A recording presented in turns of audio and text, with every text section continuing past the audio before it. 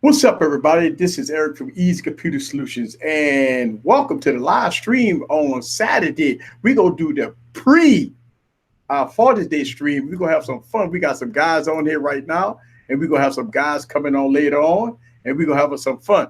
I got my man Tech Grant and TK in the building, and we got more guys coming right now. We're going to have us some fun on tonight's stream. We're going to have us some energy. Right, Tech Grant? Yeah. Uh-oh. Shit, my fucking camera's still off. Is it me? Oh, there it go. Now I can hit myself. What's up, Tech Grant? What's going on, man? Oh, that man, just having some fun. Bruh, happy Father's Day to you, man. Yeah, man. Second year in a row celebrating it. Yeah, and I see everybody in the stream. Oh, man, we got a whole bunch of people in the stream. All right. So let's have some fun. Welcome everybody to the live stream. Let's get into it.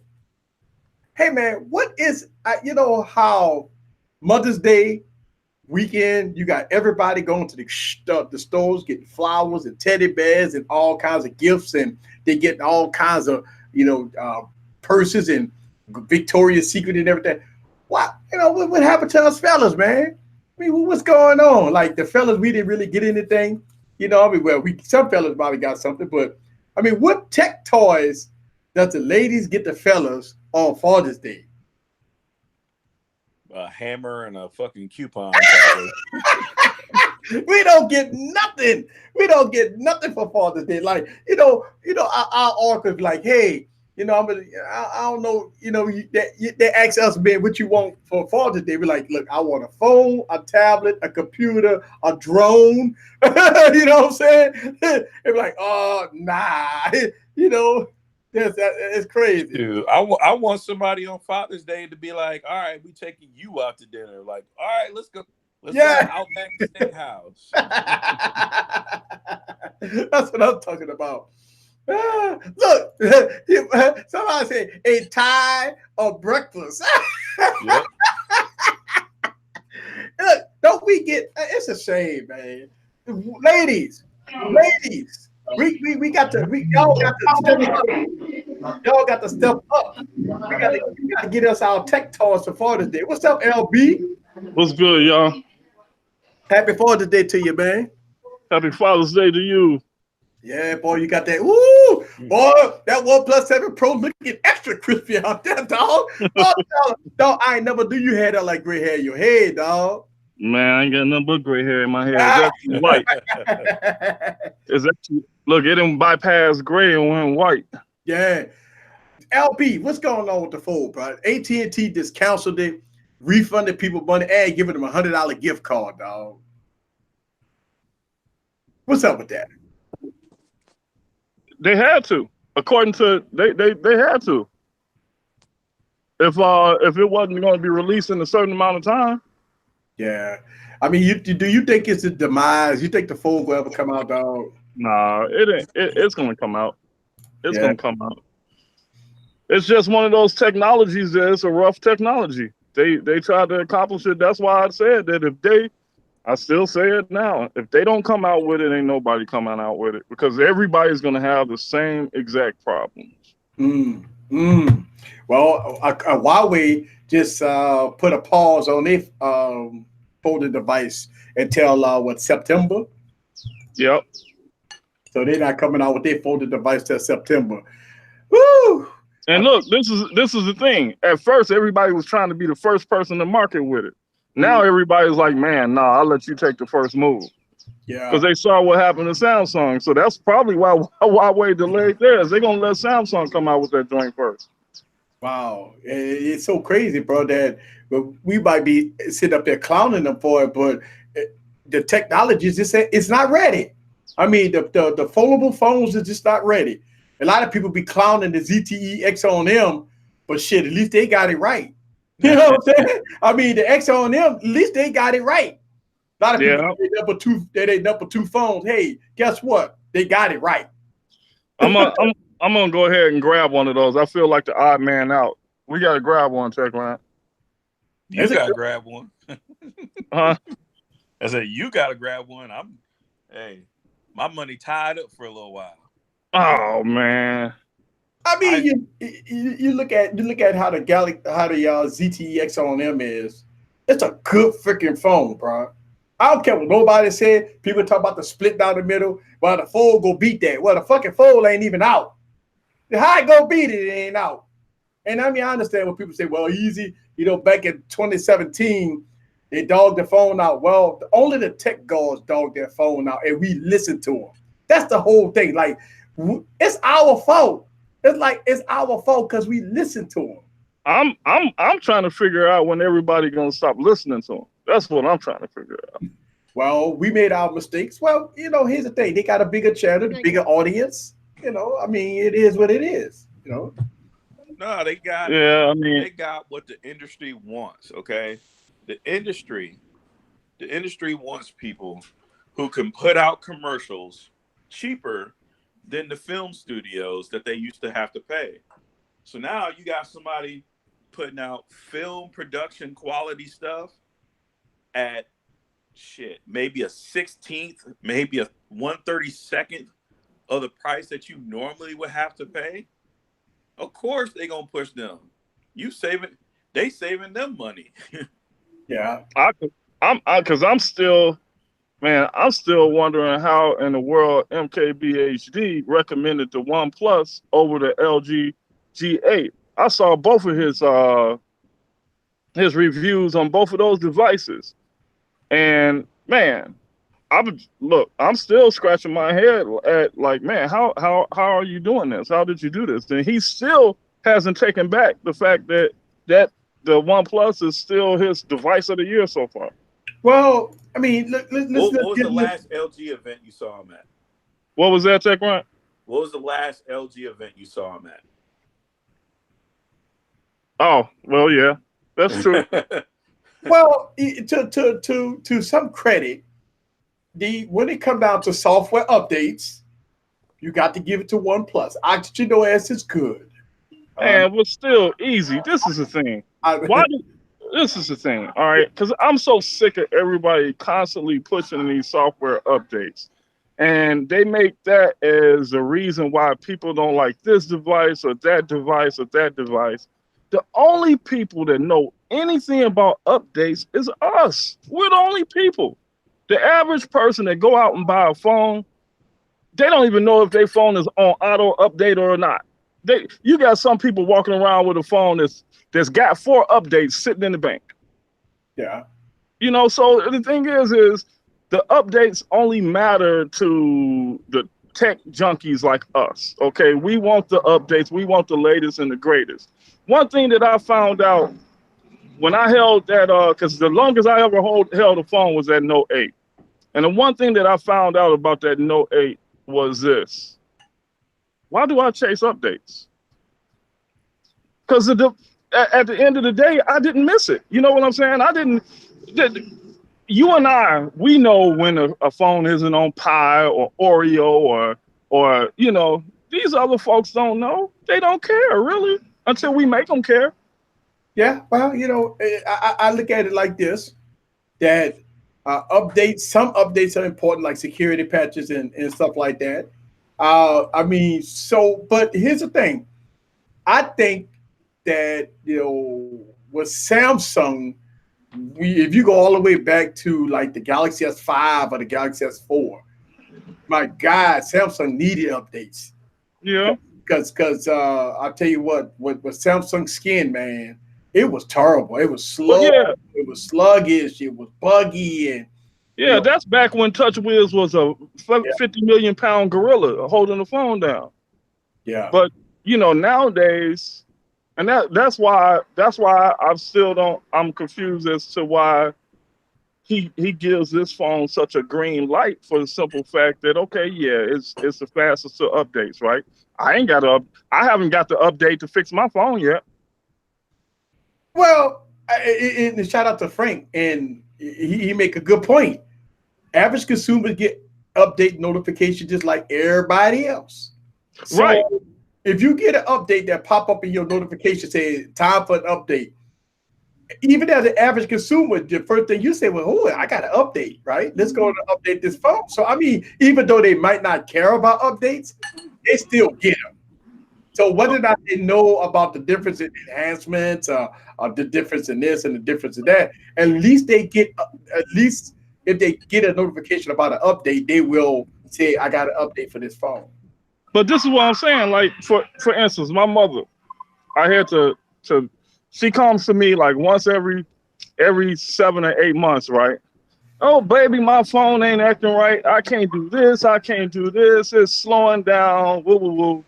Blah, blah, blah. Mom, let me see the phone. Okay. And I get the phone, and it's like, Mom, you got to update the thing. How come you ain't updated the thing? Oh, well, I didn't know if I should or not. I didn't know if that was, said, Mom, it's from T-Mobile. She goes, I still didn't understand it. I didn't get, that's what the average person that got a phone is doing. Well. Let's make sure we understand the difference.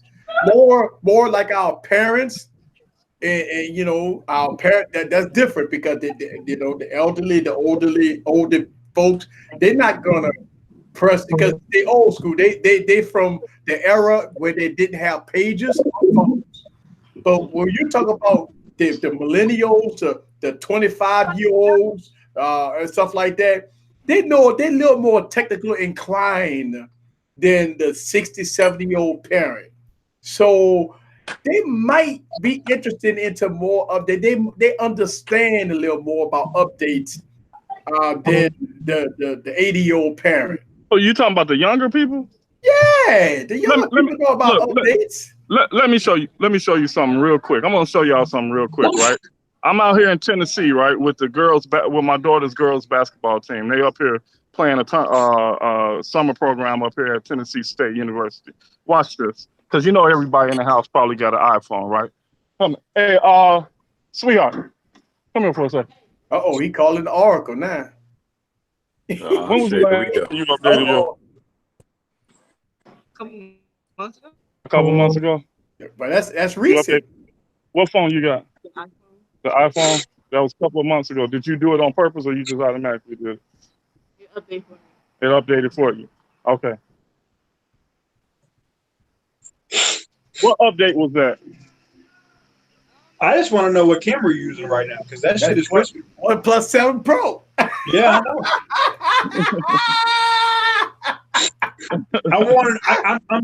I'm giving the double booty hole a shot this evening. So, yeah. Oh God, that's sound quality is terrible.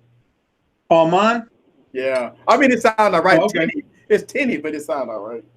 Oh no, we can switch to the OnePlus like right now. Nah, you good? No, you good. You can give it a shot. Here's the testimonial. Samsung, your double booty hole camera and the audio sucks. Deuces, I mean, TK. So as far as this weekend, what is like us fellas? We should get no love. Like all us tech guys would, us wives would give us a toolbox or something like that. Man, we want tech. What tech, man, do the fellas want for Father's Day, man? I want them brand new Power Beat joints. Ooh. Not even because I don't even know how they sound, but have you seen the commercial for that shit? I mean, I think I seen one commercial for it, yeah. I don't know what they used to keep the camera like level with the headphones the whole time, but they had like the gymnastic chick going in, doing flips and all kinds of shit. Yeah. And the camera never left the orientation of the headphones being up. Yeah. Yeah. I was like, look, that's Apple at its greatest. They know how to make stuff look good. If they don't know how to do anything else, they always gonna make those commercials look good. Yeah, I looked into that, and that was the videographer that did all that. The company that they hired, yeah, they were the ones that were behind it. Yeah, because that's one thing about Apple. Apple knows how to find some companies that's going to do some crazy shit. Oh yeah. I mean, the commercials gonna be A1. I mean, to be honest with you, the commercials gonna be A1, without a doubt. Commercials gonna be A1. Yeah. I'll tell you what, I see a lot of people in the stream. I want to say hello to everybody in the stream. What's up with y'all? Father's Day weekend. How y'all doing out there? Did y'all oracles, fellas? Did your oracle got y'all some tech this weekend? Because I mean, even though it's a day before a holiday, give me a thumbs up.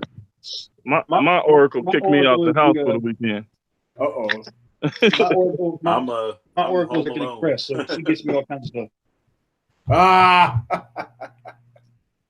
Is this better than the Galaxy? Yeah, that looks a lot clearer. Oh wow. It's like you could tell that it's dropping frames every now and then, but the sound quality is a little better. Well, the sensor on the OnePlus is bigger, because if you hold those two things side by side, you look at the pop-up camera sensor and you look at the sensor that's on the S10. That sensor on the OnePlus is almost twice as big. Yeah. Yo. So it's letting in a lot more light. Did you see the video I cut yesterday with how fast? Like, I was shitting on OnePlus about the mechanical camera, but then I was doing a side by side, trying to flip to the front facing camera on the Galaxy, which has got a double booty hole on the front. You know what I'm saying? It don't gotta initiate any kind of mechanical equipment. And the OnePlus was it was opening, focused, photo ready to go, and Samsung still hadn't lit up and flipped over yet. I was like, whoa. So here's the thing about Samsung phones. What is the focus of Samsung right now? I mean it's the name. They're trying to become a brand. They're trying to be like Apple. TK. But if you go back and look at like the Galaxy S5 or the 4, right? Yeah. And you go and you look at how the Galaxy S8 was a totally different phone. And you look at now. Samsung used to be a techie company, right? They used to give us good stuff. And I say good stuff because the materials used to suck. Like when the Galaxy S3 came out, and I can remember going to the movies and they had those commercials where the dude was tied up and they was touching the back of their S3s together and they was transferring photos and all that stuff. That was cool. You know what I'm saying? Yeah, that was Android Beam. Yeah, Android Beam. Yo, that was cool. And then they went to whatever, the S4, which was cool, better camera. They had all the cool things you could do with it, with your hand over it and stuff. Then they went to the S5 and they brought the waterproofing, right? Right.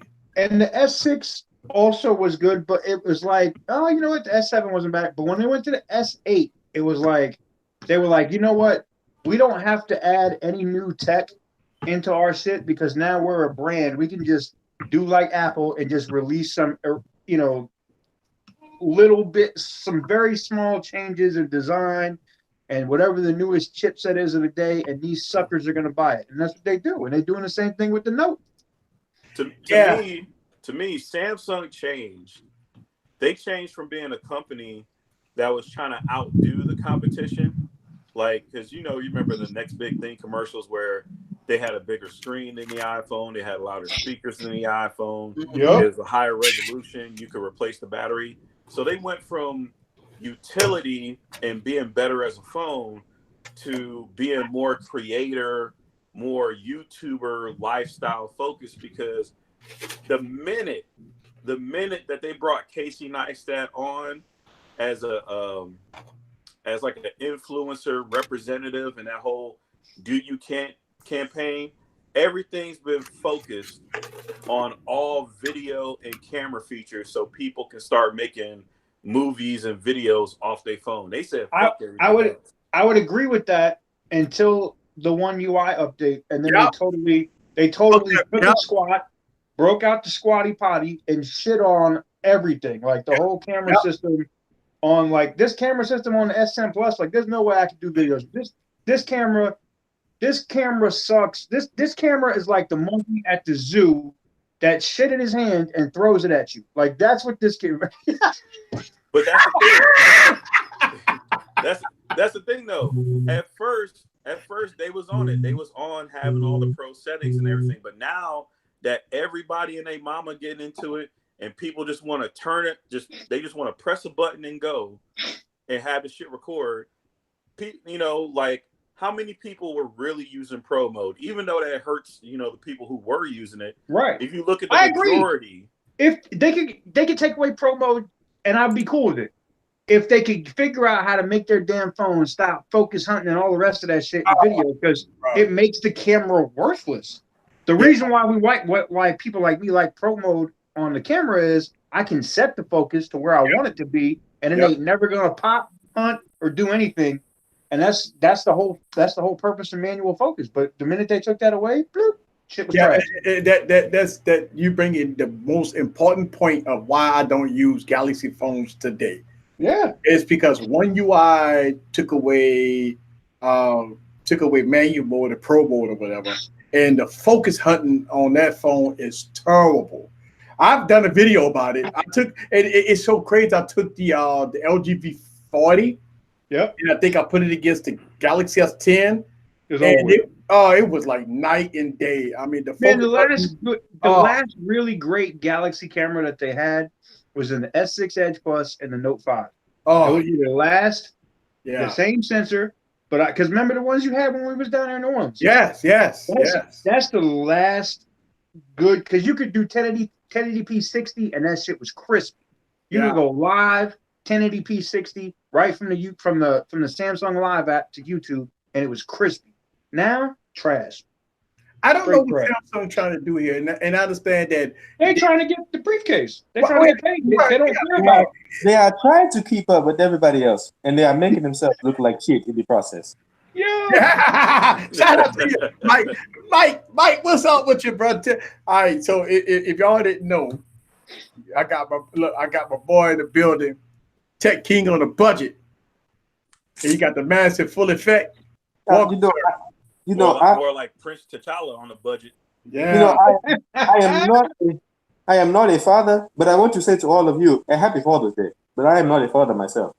Now, we are thinking about trying, but it is not happening right now. It's not that difficult. It's really not that difficult. Not that difficult. Hashtag 8 hours.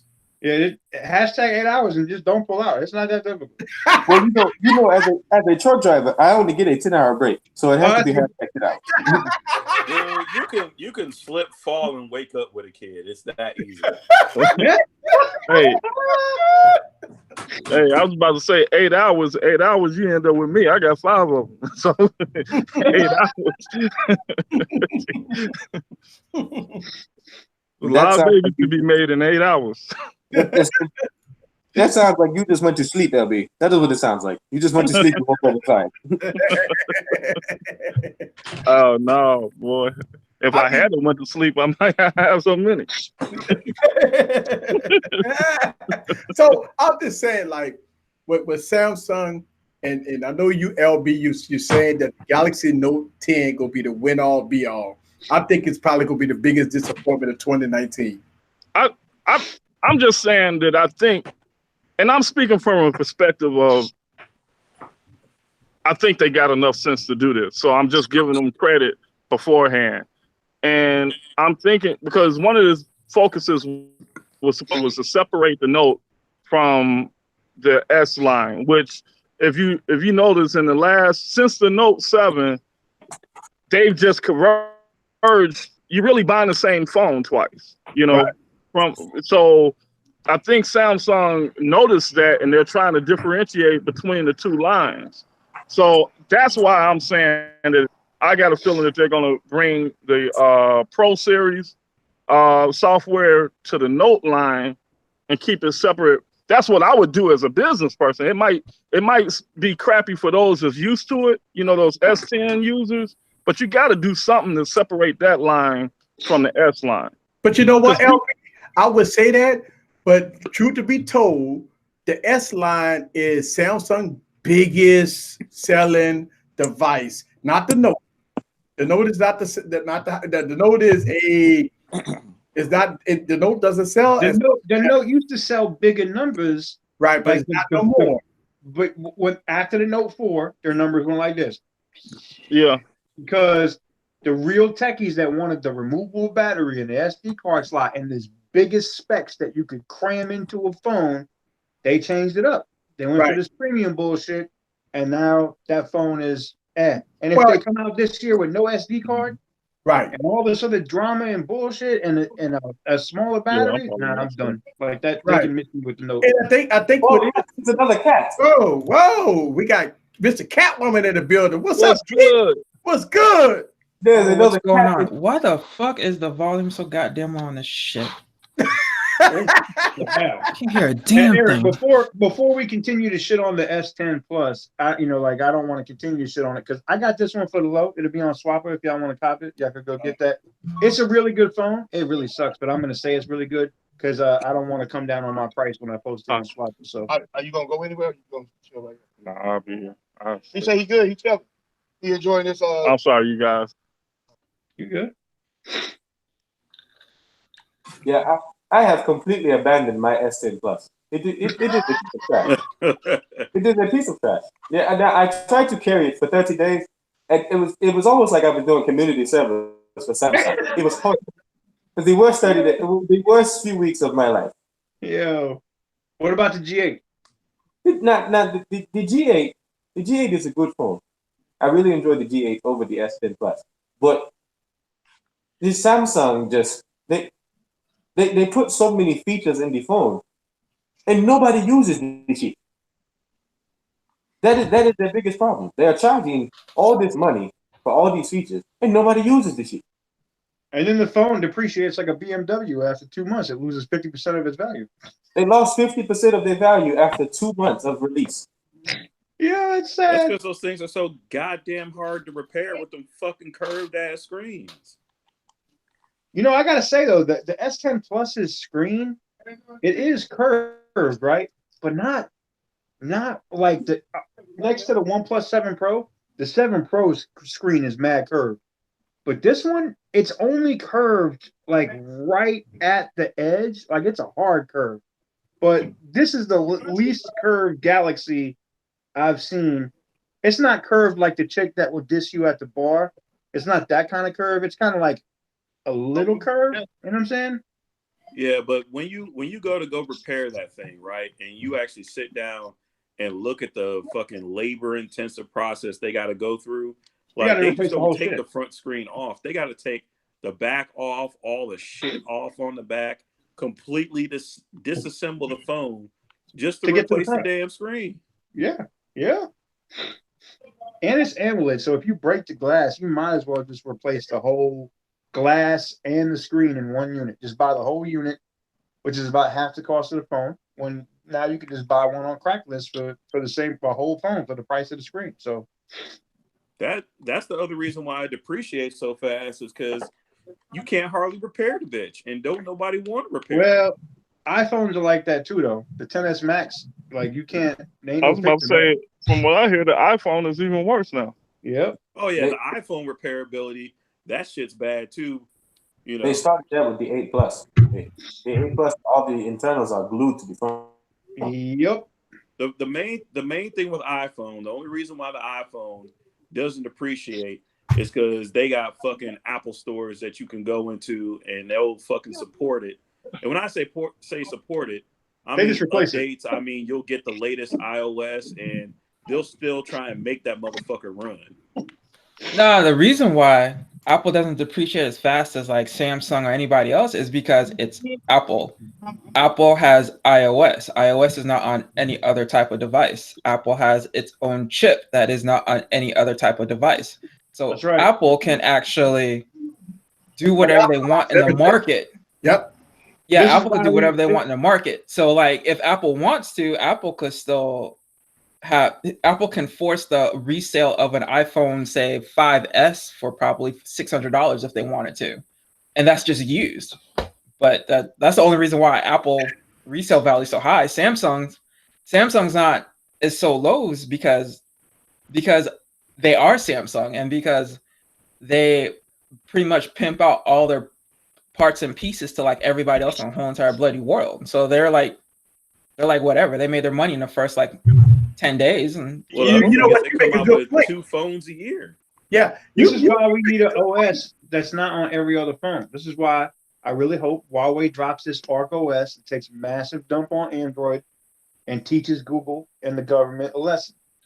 Look, Mr. Catwoman make a good point, And one of the biggest things, and we know this for a fact, that if you buy, and I say this, if you buy the Galaxy Fold at $2,000, 2 months later, you could see it resell on Swapper for 1,100, and then you wait 2 more months, you'll see that some bitch down for 800. And that means that in 6 months you're gonna lose $1,000 on that phone. Look at the Galaxy S10. Yeah, the Galaxy S10 right now, Swapper for like 500. You could get a Galaxy S10e for like 300. Man, the thing's dirt cheap. And the phone's only like 3 months old, like 4 months old. Even the Plus is going for six. They're gone now. They sell quickly, but they're going up there for $600. One sold yesterday for $580. Right. So when you look at the value of Android, if you wait when the phone get released and it costs $1,100, all you got to do is wait 2 months, and you can get the phone half off. You know what I'm saying? That like people rush to go get a phone when it first released. And all you got to do is wait 90 days, and you could get the phone almost half price. Yeah, you know what I'm saying? You got some people out there that, and this ain't a shot at you, LeBaron, so don't look at it this way. But you got some people out there that's waiting on them payments. Oh well, yeah, you don't. Because remember, yeah. Even though that the phone coming down in price, you got to pay full price for that. You can't come up on Swap and be like, yeah, I'll pay you $20 a month for 2 years. Oh, wait. Payments. Oh, man, I was thinking about this the other night when LeBaron talks about his whole payment thing, and I'm not a fan of any type of payments on anything anymore. If y'all don't know, I'm kind of a money guy, but let's say I was to go know all about it, don't she? Yeah, let's say if I was to go AT&T right now and I was to get, I don't know, the latest phone and put it on payments. Okay, cool, but I still have to come in there and pay the taxes up front. So yeah, it's fine and dandy that you paying payments, but like every time you go for a phone, you gotta pay those taxes up front. You can't get past taxes. Taxes can't go on payments. You can bypass the taxes. Here's how you do that. You got to have an address on your account. So look, we're giving game away right now. I should be selling this, but we're gonna give you some game right now. Find you an address in New Hampshire or Oregon, and add that address to your account. Now, you ain't got to ship it there, but when you go into the store to buy it, because your billing address is in New Hampshire or Oregon, guess what? They can't charge you sales tax. Well, or you could lease it. Even if you lease, you still have to pay taxes on anything that you do. I think at the bottom, look, here's the thing, we talk about these phones, and y'all know I got plenty of them. I look at it that I'm not rushing no more. Like, if I have to buy a phone, and a lot of people are easy the Galaxy Note 10 out, where your review at? Man, if I got to buy that $1,400 phone, I'm gonna wait a while. You know what I'm saying? I'm gonna wait till it's about 800. And if you don't think that thing gonna drop so fast, it gonna drop. And I think a lot of people right now is concerned about the Note 10. Because you look at look, the Galaxy Note 9 looking good right now, right? Because you're going to get the same. I don't think it's going to be no different software. See, a lot of people believe, like LeBaron, believe that the Galaxy Note 10 go have totally different software from the Galaxy Note 9. No.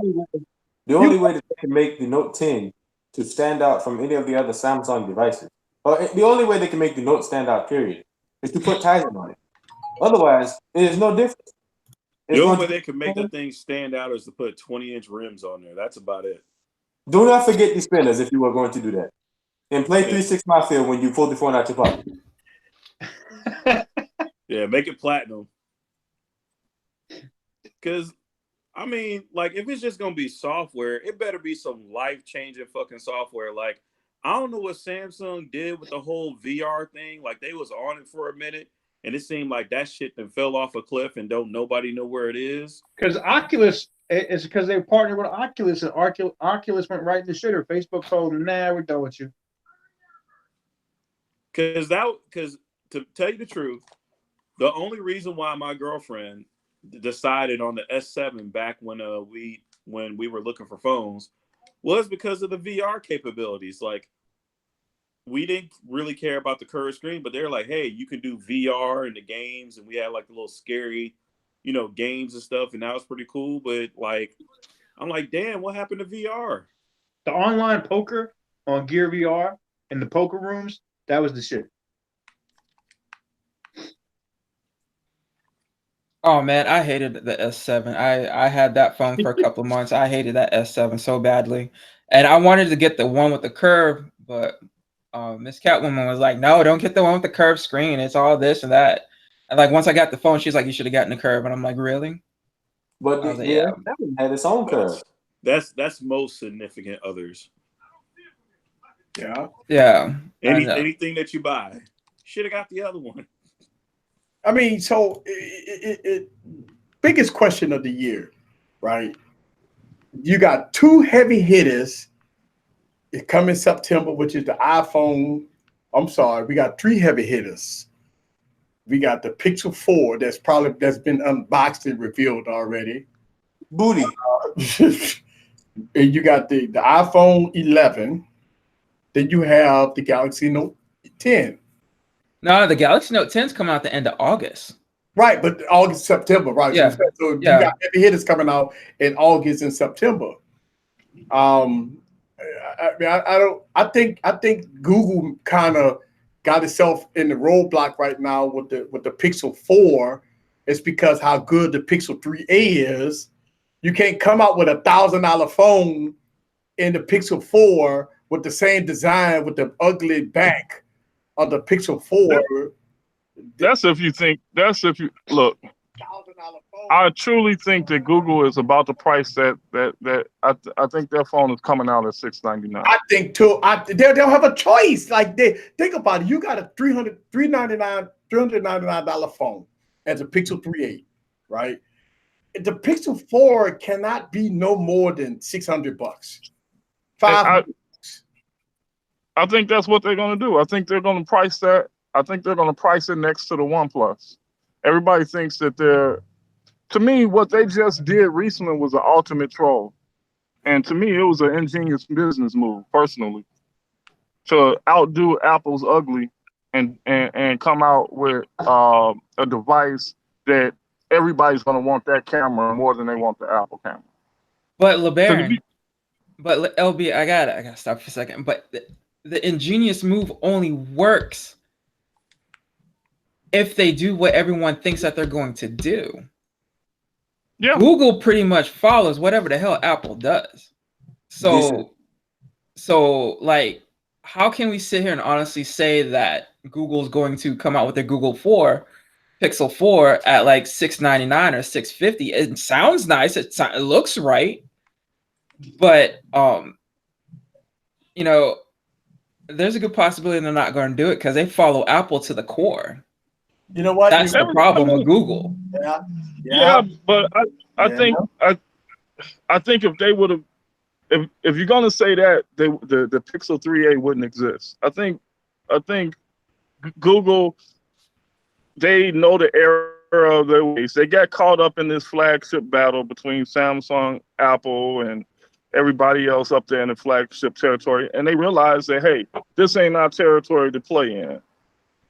And I personally think that Google is, because you got to understand, Google don't make their bread and butter off the phone. That's Apple. That's what Apple made their bread and butter off of. Google makes their money off the services tied to the phone. Mm-hmm. So I think they figured that out. That's why they don't spend all this money for this elegant design or whatever. Right. They just want everybody to buy the device. So if they come out, they'll take a loss. Google has proven that they will take a loss. And everything that they've done, they'll take a loss because they're going to recoup that money on the services end. Well, you know what? Here's the thing. You bring up a good point. Now, as far as the price. Now, Mr. Catwoman, you talk about Google going to be like Apple. It's going to look just like an iPhone. There's truth to be told. I mean, it's going to be ugly. But there's a reason for that. And Google has the ability to do that now because when they bought up most of HTC's handset division, most people don't know that HTC and Apple had a design agreement in place. when HTC was dropping these phones that look like the iPhone 6S and the iPhone 7, it's because they have a design agreement with Apple. They share technology and they don't charge each other licensing on their patents. So Google wanted access to that. Yeah. It's not a secret that all of a sudden they went, let's make this look like the new iPhone. HTC is who's building the damn phones. It ain't Google. Well, like Google, we got something. We got something right there. Titan Tech said if Google dropped it at that price, I'll eat a ghost pepper. Hold on, we got to make sure we understand that. Screenshot that. Somebody screenshot that. I have already taken care of it. Come, not Titan Tech. Don't go MIA on us. Come September, because a lot of people come on. Listen, I already made it clear. Are we saying that they're not going to drop it at $700? Let's clarify that. What price are we saying? We saying that a lot of people think it's going to be $1,000 phone. I agree. Listen, this is why I was getting on with Baron in the chat on Wired Wednesday. I was like, the pepper thing is nice. We can still do the peppers, but we need to do like some embarrassing shit. The pepper thing is not going to get views. Eating a chocolate banana that is shaped like a dick, that's going to get views. Now,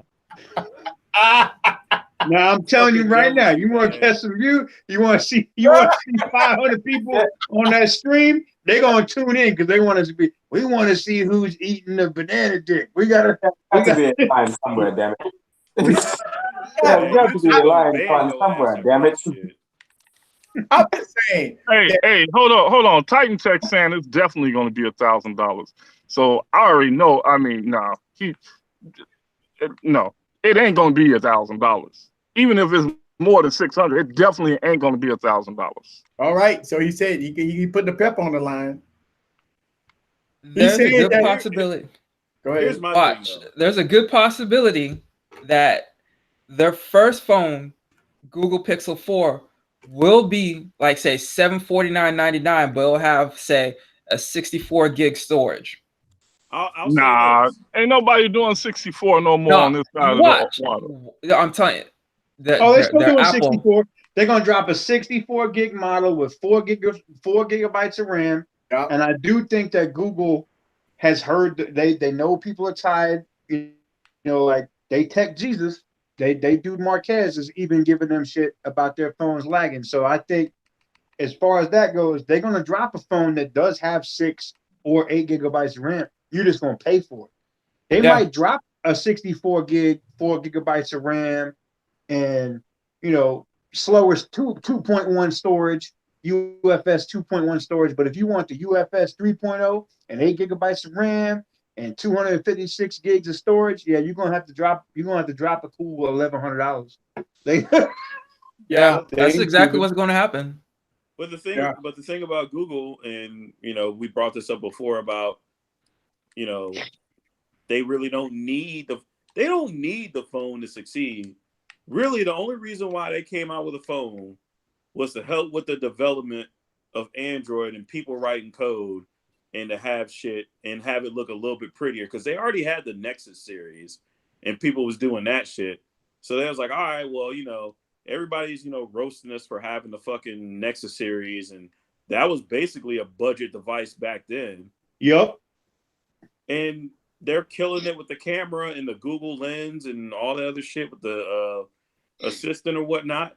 They want that phone in other people's hands. So they were like, hey, we gave you a cheap one. There's your cheap one. So now they can make an expensive one if they want to. But they gave people the budget one that they wanted. But what if they make the Google Pixel 4a with the 710 processor with 4 gigs of RAM at a $399 price point? Shit. There you go.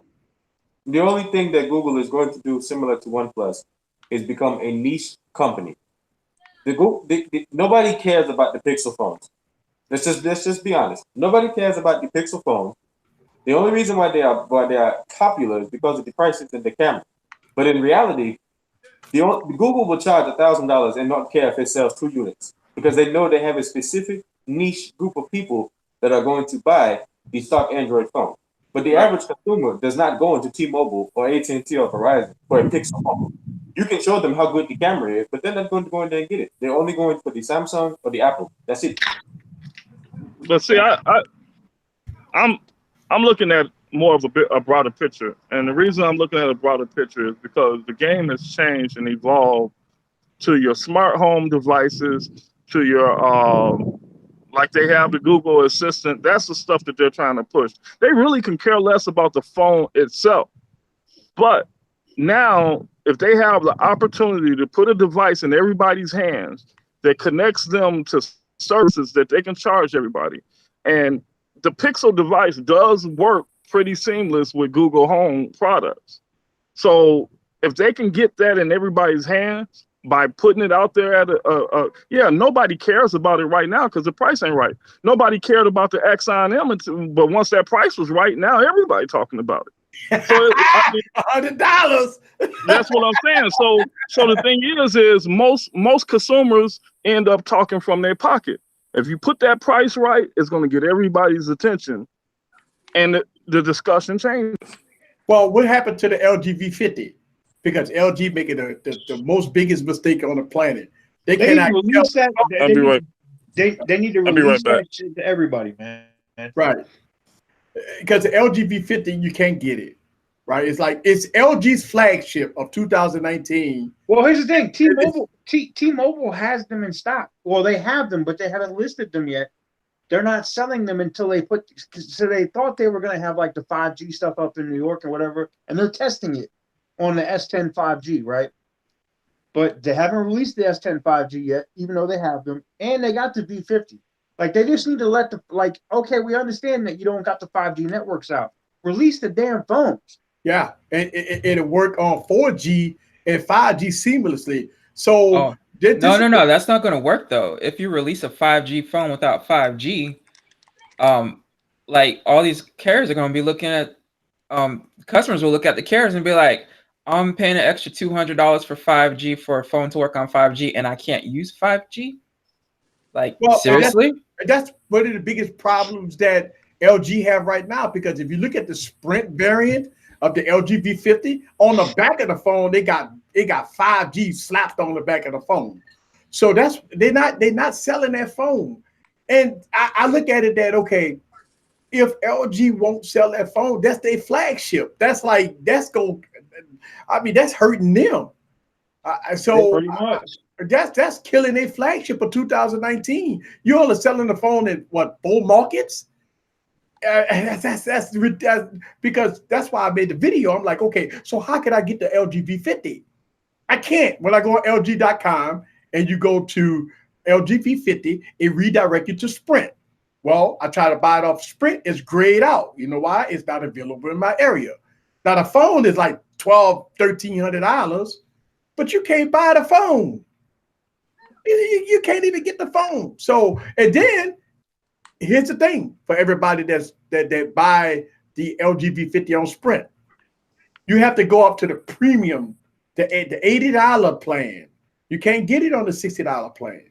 You have to get the LG V50 with the 5G. If you got 5G in your market, you got to get it on the $80 premium plan in order to support the 5G network. Oh, that's my dog Sprint. They did that same thing when 4G came out. When they had that basic 4G. Premium fuel. Yeah, you have to have the $80 plan in order to get the LG V50. You can't put it on the plus or the basic. You have to put it on the premium. So you got two things going to happen. You're about to pay for a $1,300 phone, and then now your bill about to go up because you got to go from basic to premium. Ain't that about a bitch? Yeah, so it's a lose-lose for the customer. It's a lose-lose for the customer. That is just like AT&T. AT&T and this bullshit that they have. This 5G. LG 5GE. This 5G bullshit. Now listen, I try to be a patient man with these carriers. I understand they have to make their money, and I need my phone. But the 5GE is trash. It is slower than 4G LTE. I have put this phone on 5GE against the phone from T-Mobile on 4G LTE, and it is faster.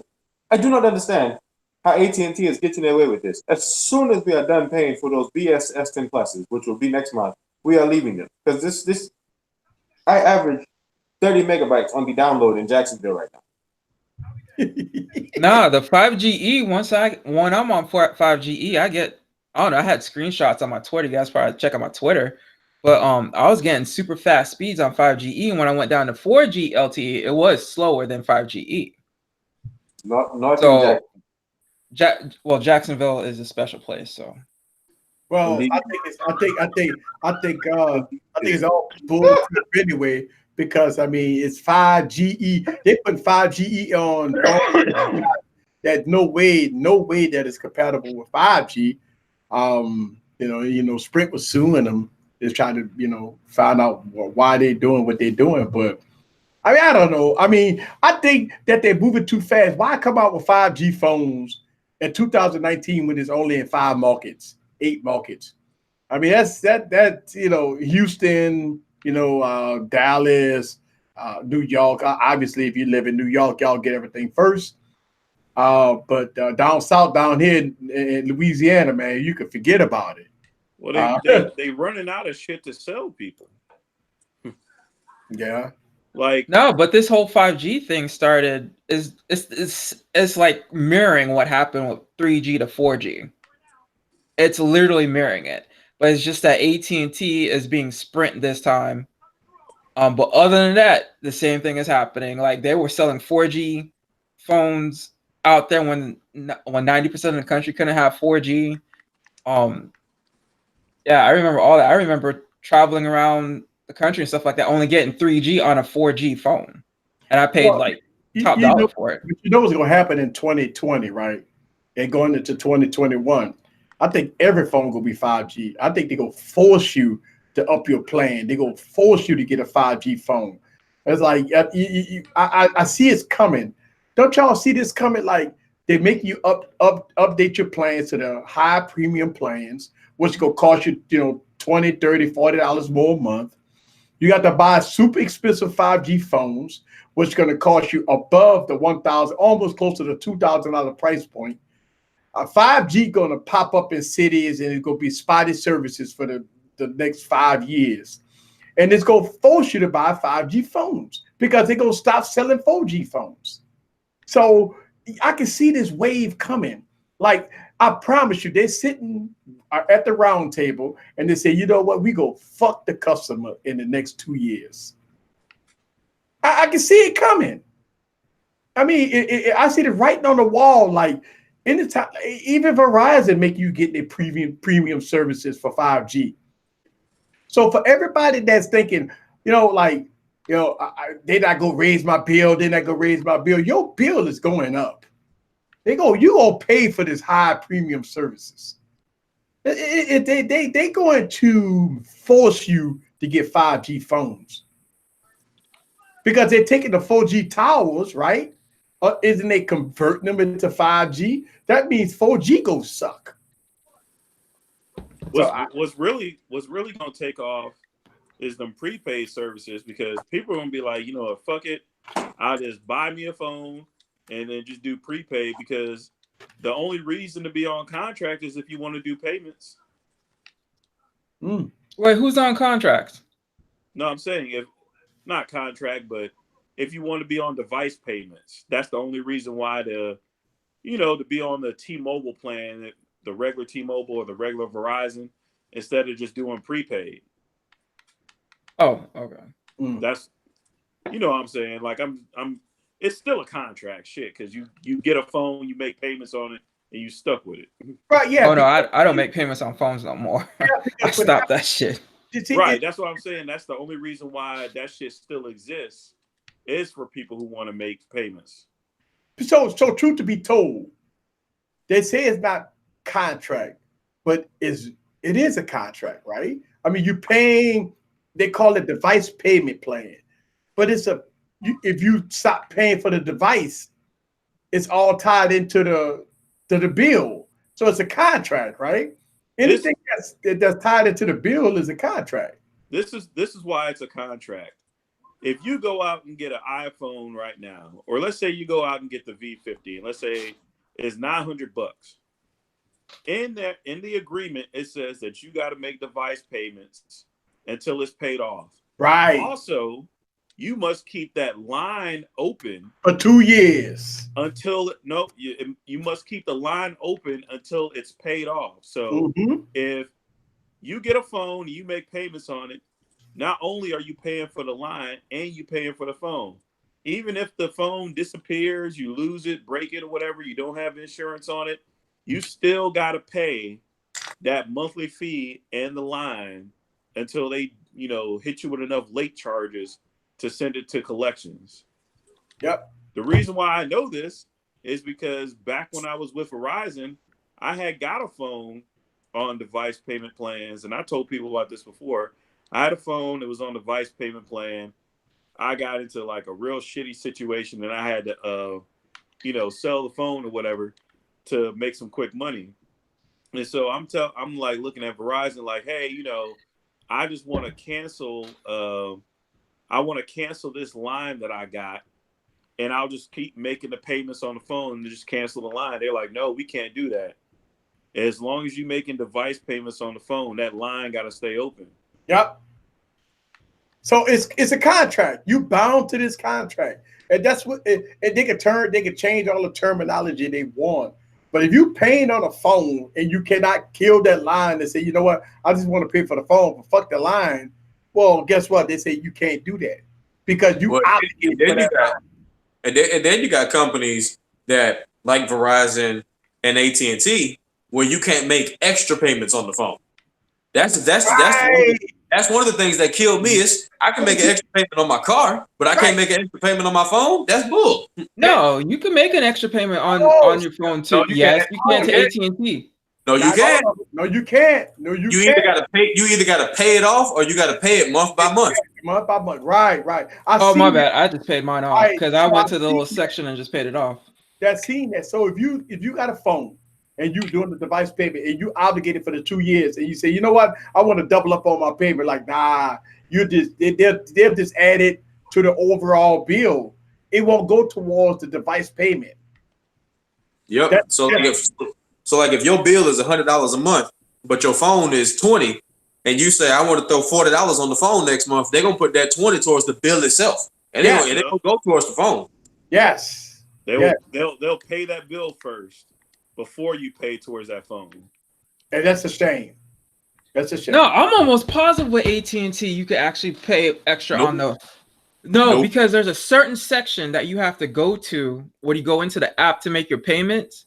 You go to the device payment plan or something like that, and it will tell you how much is left on the single device, and you can pay that. T-Mobile can do that. I know Gadget God just say T-Mobile. Yeah, on T-Mobile, if you go to the website, if you're on the payment plan, you can go to a section and you can pay early on the phone.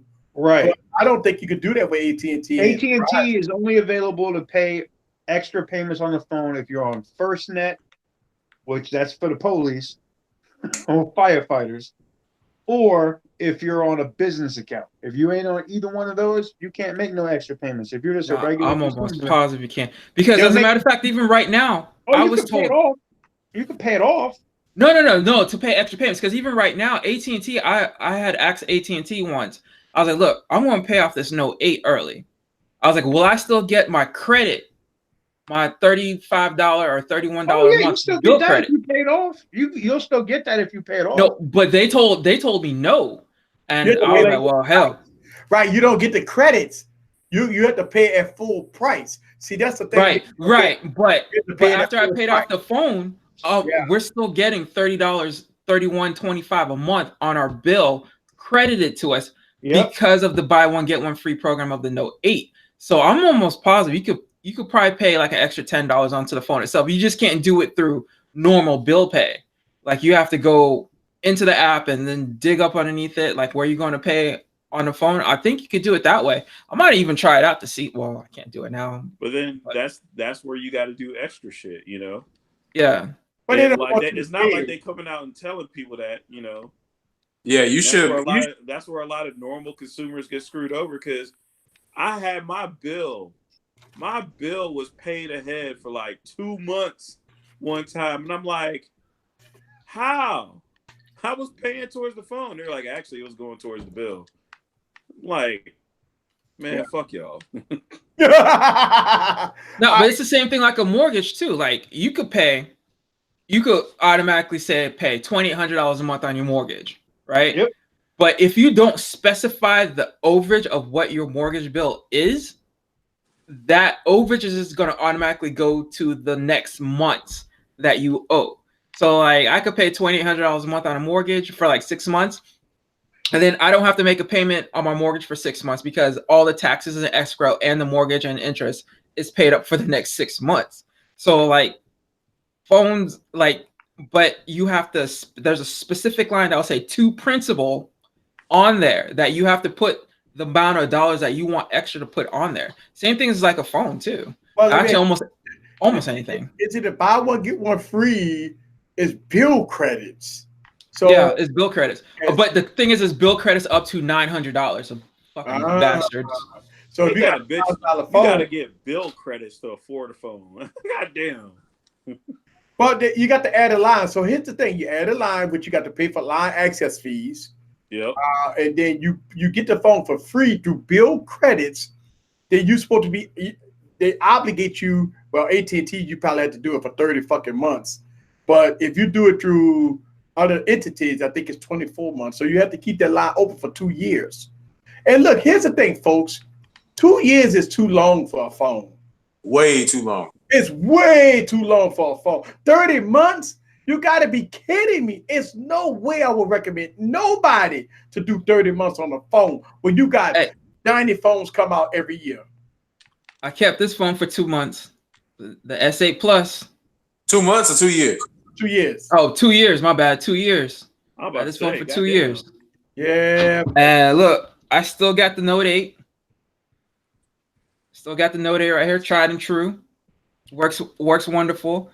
I was planning on getting the Note 10, but shoot, like Mike could attest to this, man. Freight's been low as hell. I done lost about $6,000 for the year, so yeah. Damn. Man, well, shoot. I can't talk. We done picked up at XPO, so I can't say shit. Oh no, we finally picked up, but like, man, 5 months with no. Oh man, y'all just don't know how things are. I don't want to get into politics, but that's Trump. Trump. Nah, it's because of I come to find out it's because of last year. Last year freight was running like crazy because everybody was scared of what was going to happen with the whole Trump administration and running tariffs on everything. So freight was like, people were paying like 50% more than what they're paying now on freight to move. And then this year they're like, well, hell, that was a bunch of BS that the administration was coming up with. So we're just going to go back down to our normal rates and slow down the freight. And, oh, man, that's what I was coughing about Trump. That's what I'm saying. Like, I mean, you know, it is what it is. So, but you know, I don't want to get into politics because people get in their feelings. So we don't want to talk about that tonight. No, we can wrap it up real easy and just say, you know, the president can go eat a fat, massive dick, and we can, you know, continue talking about whatever else we want to talk about. You know, for the day. You know. I mean, you know, but is Apple gonna move everything to a different country? Like they're trying to move stuff to India. Yep.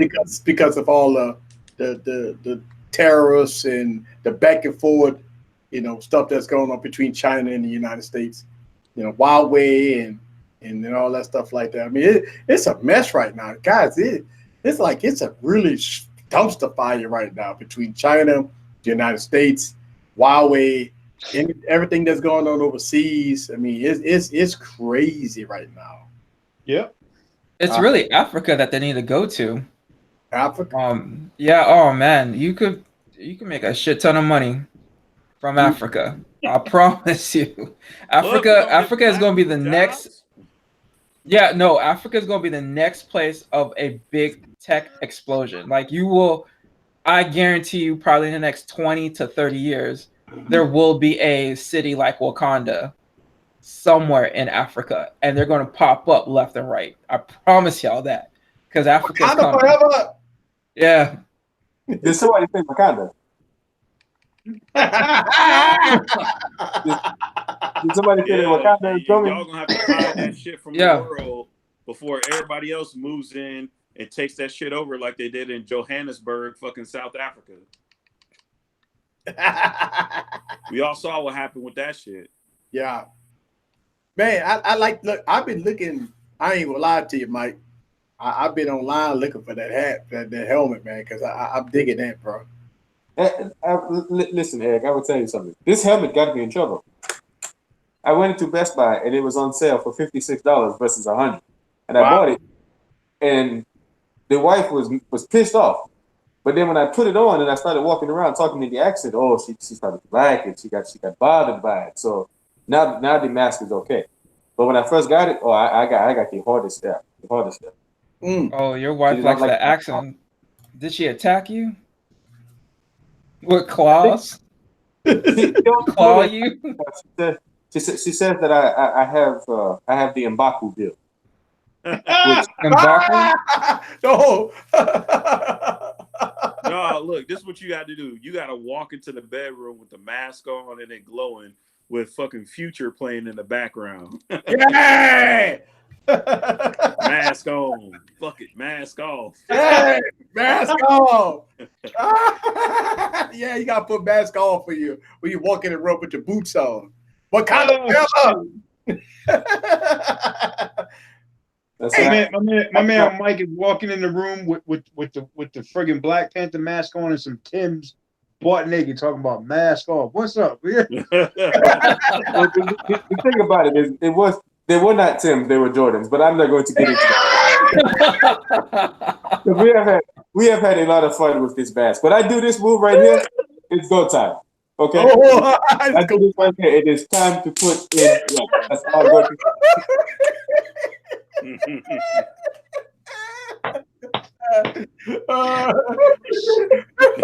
to blow that back out. I will blow. I blow the back out, and then I give you the hop shit herb to heal you. Yo, you might have to send Mr. Catwoman the link to where he can get that helmet. Right. Oh no, I don't need the mask. And take it out. That's what I'm talking about. Just a little fun fact. M'Baku, the guy that plays M'Baku is from Trinidad and Tobago. So like when I heard that, I told Miss Catwoman, I was like, he's my cousin.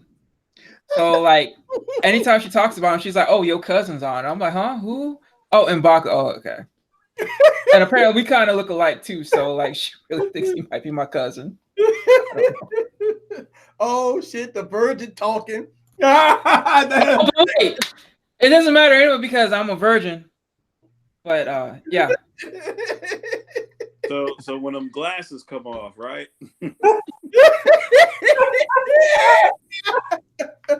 I can't breathe. You said when the glasses come off. Can't you imagine his virgin ass walking in there, looking at her, slides the glasses off? Like a Superman? Yeah. Fucking pull the Clark Kent. I'm the man of steel, baby. Well, just to let y'all know, growing up in high school, and I think part of middle school, one of my nicknames was Ice Cream Dream. But that's a totally different story right there.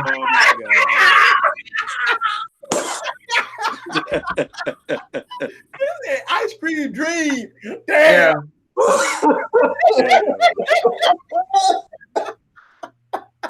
Hashtag not safe for work.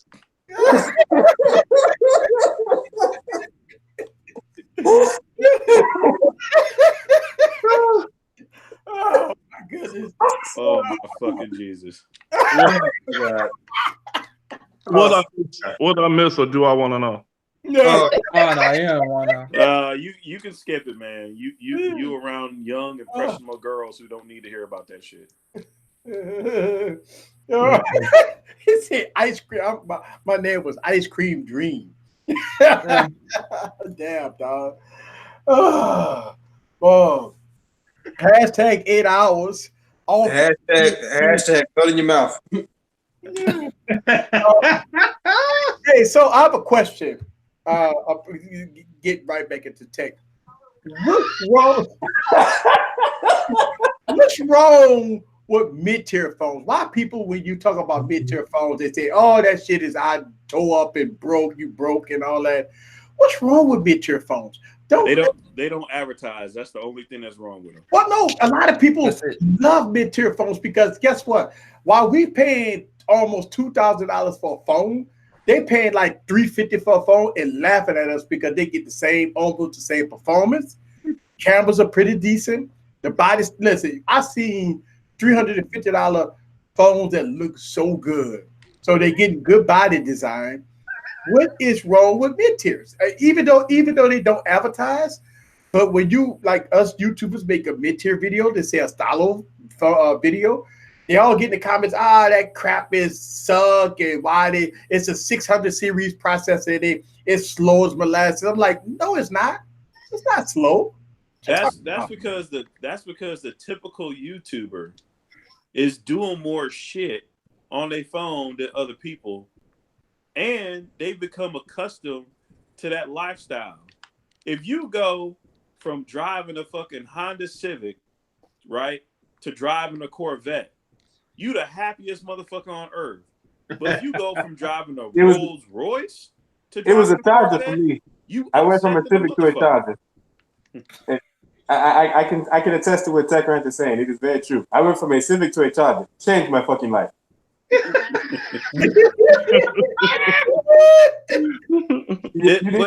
the same way with phones. Like, all right, you know how like people was talking about how well, this phone only has this and it only has that. These motherfuckers didn't have phones with 12 gigs of RAM and 4K screens and 520 gigabytes of storage. And ain't nothing better for them. It ain't no pleasing them. They basically the fucking Aisha Curry's of tech. Oh wow! Tell me I'm beautiful. Aisha Curry. Oh, Tell me I'm beautiful. Let me know that this device is still worth it for me. I want these mid-tier phones to come chase my ass, even though I fuck around with goddamn $1,200 phones. I want somebody that makes a $300 phone to still acknowledge me. All right, well, let's let me put this out there. About 2 years ago, about 3 years ago, matter of fact, 4 years ago, Samsung made a special edition phone. It was the Galaxy S7 Batman edition for almost $2,000. And so if you got the Batman edition Galaxy S7, that phone is slow and sluggish, right? I mean, so if you buy a device in 2019 with a 600 series processor, it's going to beat the Galaxy S7 in more ways than one. Oh yeah. Side note, TK, I got the update on that. Oh my god, that tripped me the hell up right there. So Anthony Davis apparently it's true. Where? Anthony Davis is going to the Lakers. But damn, we screwed up in New Orleans then, huh? You guys got a great deal. You get Lonzo Ball, Brandon Ingram, Josh Hart, and 3 first-round picks, and you got that beast coming in this year. Y'all ball. No, y'all got game 6 of the finals. That's what y'all got. Yeah. Look. Hey, I hope there's room on this bandwagon because I'm on it. Well, I don't keep up too much with basketball because I'm all about the New Orleans Saints, you know. Yeah. It's a cool breeze, baby. It's a cool breeze. That motherfucker accurate as shit. Yeah. So, I mean, people. All right. So Jason C said people are judged by the phones they are carrying. Where it is past, it was cars and TV. But look, here's the thing, man. I'm gonna tell you something. This is for real. I could walk in when I went to the happy hour, and I do that very frequently. And I open up the XRM. That $100 phone gets more attention than if I pull out a Galaxy S10. Galaxy S10 is a normal phone. Everybody got it. But you pull out that XRM and fold that son bitch out, and you be like, God damn, what is that? Let me see. Yo, that's fact. That's facts. Yo, when I was at the Waffle House, the manager was literally like, "Is that the phone?" Like he was like, "I was trying to order it, but they canceled my order. Best Buy, blah blah blah." I'm like, "Nah, this is not the phone." He's like, "How much is that phone?" I was like, "Well, how much would you pay for this phone?" I let him play with it for a little bit.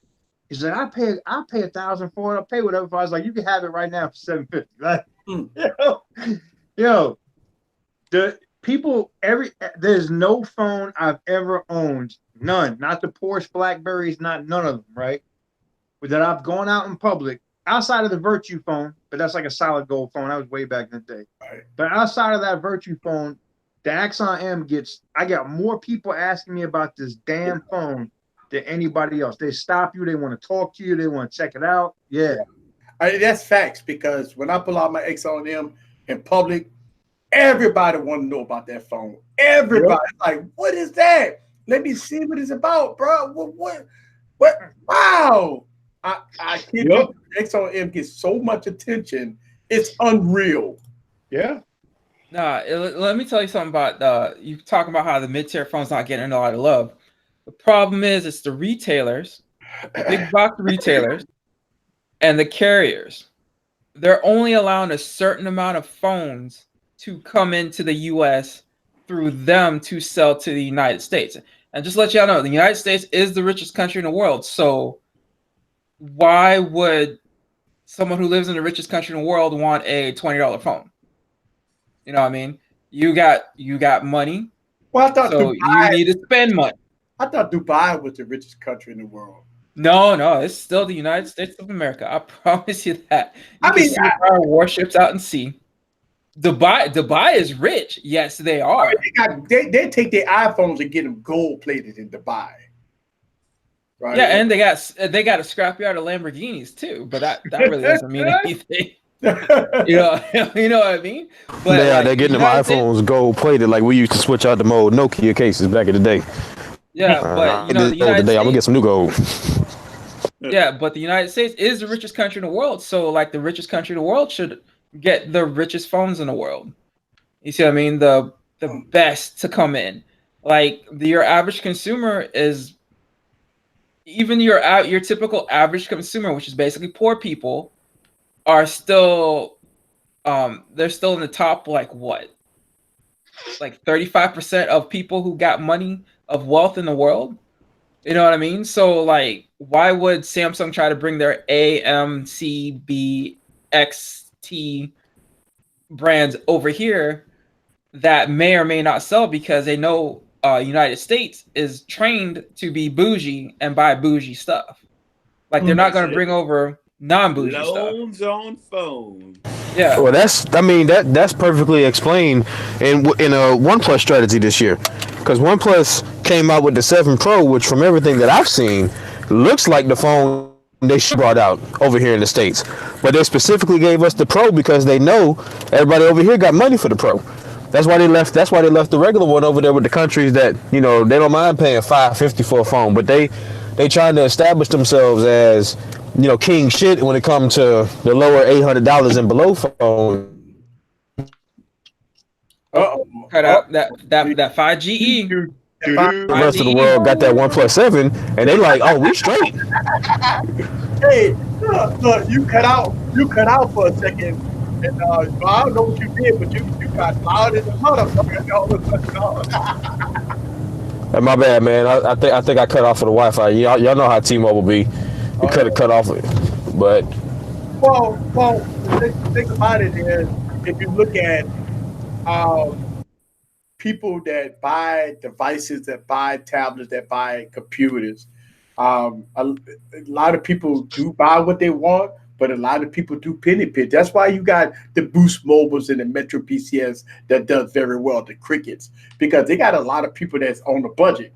And, so when you do budget phone reviews and stuff like that, you have a large crowd of people that they want to know about the ZTEs and the low-end devices. That's why you think Samsung released so many phones. You got the M series, the A series, the J series, the S series, the Note series. They got so many phones because it's for different markets and different price points. You know, it's crazy. I think Samsung didn't they brought the M series over here this year, didn't they? Well, Samsung is bringing the A50 to. I know the The A50. A50 is coming to Best Buy. It's at Verizon too. You can get it at Verizon on the contract. Yeah. So the A50, which I think, and I made videos about the A50, that phone looked good, even though it's plastic.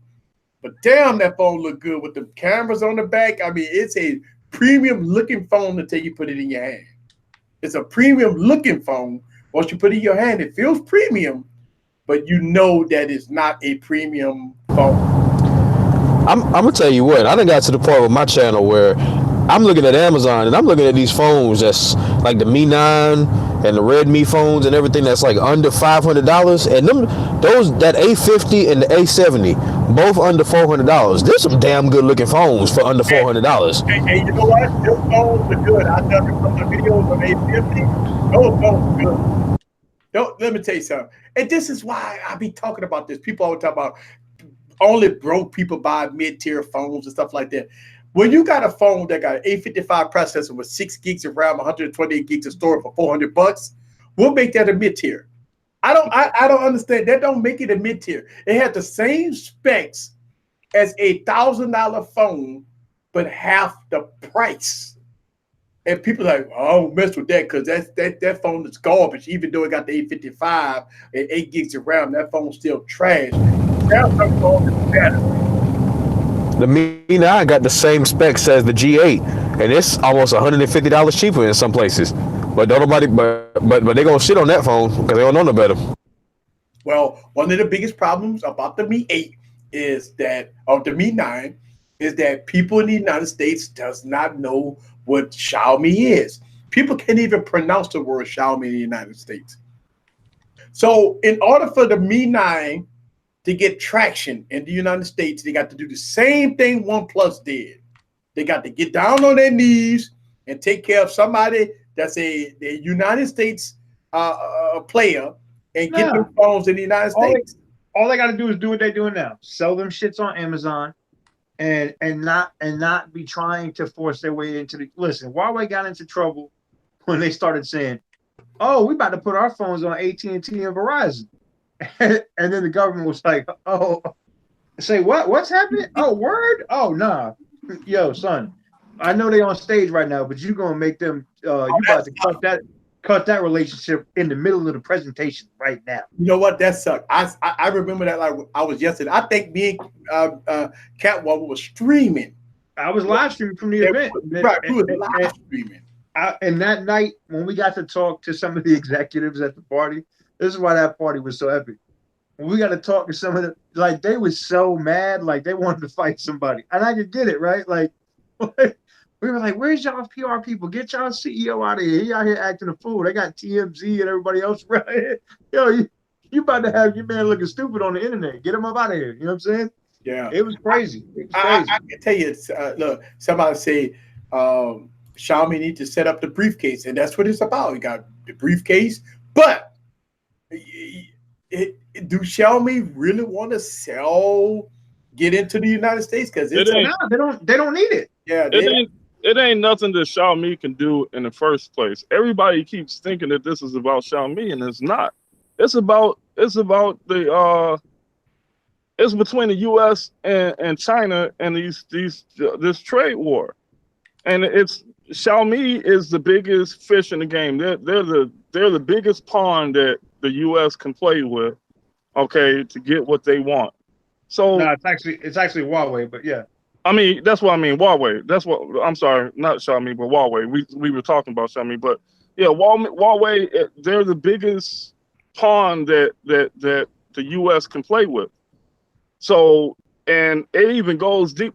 It's not even about the phones. It's about the 5G network, which Huawei pretty much, from the way they were going to own the entire U.S. network, and as far as equipment is concerned. So that's the thing. Here's the thing for everybody that's on Verizon, your assholes better be tight right now because all of that technology, all of that LTE advanced that y'all rocking on Verizon right now. Guess who owns the patent to all that technology? Huawei. That's right. So right now that Huawei was like, oh, y'all banned this. All right, we're gonna sit here and be quiet for a minute. We're gonna get our OS ready so we can punch you in the mouth. And then, oh, by the way, hey, Verizon, remember when y'all cut our throat at the event? You and AT&T, y'all thought that shit was sweet. Well, here's something sweet. I need $2 billion for them licenses and them patents that you've been rocking on that LTE events, and I need my money by Monday. Yeah. And it's like, and then you go pay me residuals while you still using my technology. Yeah. You're gonna pay me that licensing fee. And Verizon went, we ain't got no, and they're like, we ain't got no comment on it because this is a pending legal matter. I bet. And guess what's gonna happen? Verizon ain't gonna take that L. They gonna pass it on to the consumers. Your bill's about to go up. Like, you know what? Hey, we'll pay you the $2 billion, and we'll pay you residuals, but we just gonna pass it on to the consumer. Well, no, and for what it would cost Verizon to change up their whole LTE advanced network, they can't. It's over $40 billion. Right, they can't do it. No, they can't do it. They can't do it. This is why Sprint and T-Mobile are laughing, because they know that too, right? Their technology or their setup is not built the same way as Verizon's. So this is why this is a prime opportunity. We merge both these companies and punch Verizon right in the mouth. We got more spectrum. We got more money to throw at the problem. You see T-Mobile being the #1 network within 2 years of that merger. Now, granted, prices are going to go up. I don't care what they say. Price is going up. But you're going to have T-Mobile being the new Verizon. You know what I'm saying? And look at, everybody's got to look at the handwriting on the wall too. I don't know if everybody's been watching this deal with the DOJ and the Department of Justice, and then you had the 5 or 6 states suing to stop the deal. All of a sudden now the story has changed. The DOJ is on Sprint and T-Mobile's side, and they notice how the DOJ jumped on Sprint and T-Mobile's side as soon as Verizon gets this message from Huawei. So it's like, hey, hold on, we got to make somebody else another player. These guys are not as vested in Huawei as these guys are. It's a casualty of war. Yep. And you know what was so crazy is that who all fail in all this chaos? The average us consumers, because as all this crap going on, it ain't even the consumers. It's not even the consumers. It's everybody. If anybody studies history, like if you went to college and you look at anything with history, and you look at all of the shit that happened right before World War II, Hoover was hitting people with tariffs left and right, punishing Europe. And then what happened? Germans was like, oh, word, all right, yo, Japanese, I need you to go bomb the shit out of these people right now. Yo, the same shit that you're seeing right now, all the same geopolitical crap. You got Iran, Russia, and China all in cahoots. They're all rocking with each other in their economy, right? And you got the allied countries. You got most of Europe and the United States. That's going to come to a head. I can tell you right now. That's going to come to a head. They're going to keep playing with China over the money. And here's the thing. Trump and the United States government is coming at China over this money and the tariffs. But guess who owns most of the debt to the United States government? China do. China owns all this. So China could be like, yeah, I need my money by Monday. We going to war. It's a wrap. Because we're going to be fighting over money. Hey, so somebody posted a comment about the Stylo 5. I haven't saw nothing about the Stylo 5. There's some renders. That's trash. 4 gigs of RAM, 64. But I mean, the Stylo 4 was bad. The Stylo 3 was good. The Stylo 5 has to bring it. Now I heard that the Stylo going to stay with the 400 series processor? They keep on putting the 450 in the damn Stylo. I don't know why. The same processor every year in the Stylo. I mean, they got to put at least a 600 series processor in the Stylo. I don't know why they keep putting the 425, the 450 processor in the Stylo. So the Stylo has to bring it, man. I mean, they got to do a little something. They got to redesign the pen because the pen has been the same. They went from the top to the bottom on the Stylo 4. Which I like. I like that move. I mean, I like the way the pen worked. But and it was durable. I know, but it's still that cheap, thin, skinny, silver pen. Like, I mean, that was worse than the S Pen. But you know what though? It reminds me of the styluses that we used to have on like the Palm Trios. Yeah, the Palm Trios. Right. Yeah. But I'm interested. I passed on the Stylo 4. It's because it's not as good as the Stylo 3. The Stylo 4, it scratched up in the back. It sucked. I mean, you had the phone for 1 day and the whole back was scratched up. And it just, I don't know what LG. But it was durable though. I dropped it a few. I didn't have no case on it the whole time I was doing my videos on it. Stylo 3 is, and I dropped it like 2-3 times on concrete. All right, so somebody just say the Stylo 5 coming to 650. Okay, now we're talking. If LG, they didn't need to do that. Okay, so I'm cool with that. I'm cool if they do the 650, 4 gigs of RAM. They do a little design changes, give it a little more premium. They can keep the plastic, but they can go premium, a little premium with the device, and be okay. I'm okay with it. But the cameras, they gotta do a little something. Yeah, somebody said, please, somebody give me a premium pen. Look, for years now, I want to really say this. For years on my streams, I've been bitching about a premium pen. I don't know what it takes. I am not a big YouTuber, but I freaking bitch about a premium pen. How hard is it? How hard is it to give our Galaxy Note users a premium pen? I don't care if I have to pay extra for a beautiful gold, solid, beautiful pen. When I pull that pen out, I don't want that plastic. Listen, the truth to be told, the pen on the Galaxy Note was worse than the Galaxy Note 9. I mean, the Galaxy Note 8. That yellow pen was terrible. Let truth be told that the yellow pen on the Galaxy Note 9 is a cluster. I mean, it is terrible. It's not even. Wasn't it a bad build too? Because weren't people breaking them left and right? Yeah, the tip on the 9 breaking off. Yeah. That's another reason why I didn't upgrade, because I use my pen religiously, and that's another reason why I didn't upgrade. Because my little brother, he picked it up, and his he went through 2 pens. Yeah. So Eric, you know, there's so much money on the table about the mid-tier shit. I know. Because if Sprint and T-Mobile do merge, that also means that they're probably going to keep Metro, but they're going to have to sell off Boost Mobile. And until all of that is worked out, guess who's not ordering massive shipments of food stamp phones? Neither one of them comes, because they don't know what they're going to do with it. The LG Stylo 4, they didn't sell a bunch of them phones on Cricket. They sold a ton of them on Boost Mobile and a ton of them on Metro PCS and a ton of them on T-Mobile Prepaid. So until they figure out what's going on with that merger, you're going to see all of those companies take a dip in sales. That means their numbers are going to go down, because these companies boost and whatever, like if Amazon's buying them or somebody else is buying them as part of a regulatory deal, they're not going to be sitting on a ton of inventory. They got to clear all of that before they can finish any deal. So, but you know what, TK? I think if Amazon, don't get it twisted. If Amazon, because here's the thing, Boost Mobile sucks now, right?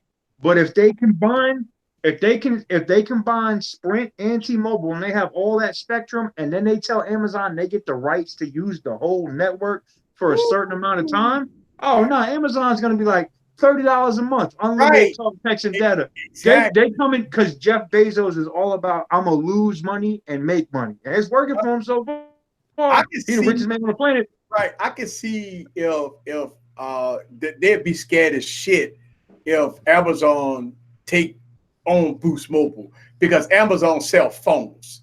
Yep. So I can see Amazon say, you know what? $20 a month, unlimited talk, text, and data. Order phone, you get it in 2 days. We already have a SIM card in it. If you're in a major city, you can get it on Prime now and have it at your house. We'll set it up at your house. Yo, Wow. and you know what's funny? What's hilarious about that? Listen, Jeff Bezos. Not that he gonna watch this, but in case there's somebody at Amazon see this, please get Ludacris, the game, and everybody else back. We need those videos back in the 6'4" Impala where they asking people where you at. Bring back the chirp feature. You can do it. We don't need iDen networks for you to do it. We need the chirp feature back, Amazon. If you're gonna buy this shit, we want the chirp back on these smartphones. I'll tell you what, I can see because they got Amazon exclusive phones. Yeah, get dirt cheap. Do you know how much money Amazon makes in ads off of those phones? Woo, They make a ton of money. They make a ton of money in advertising off those that will phones. change the game. I'm gonna tell you, Boost Mobile will be the most premium and cheap cell phone company out there if Amazon get that company.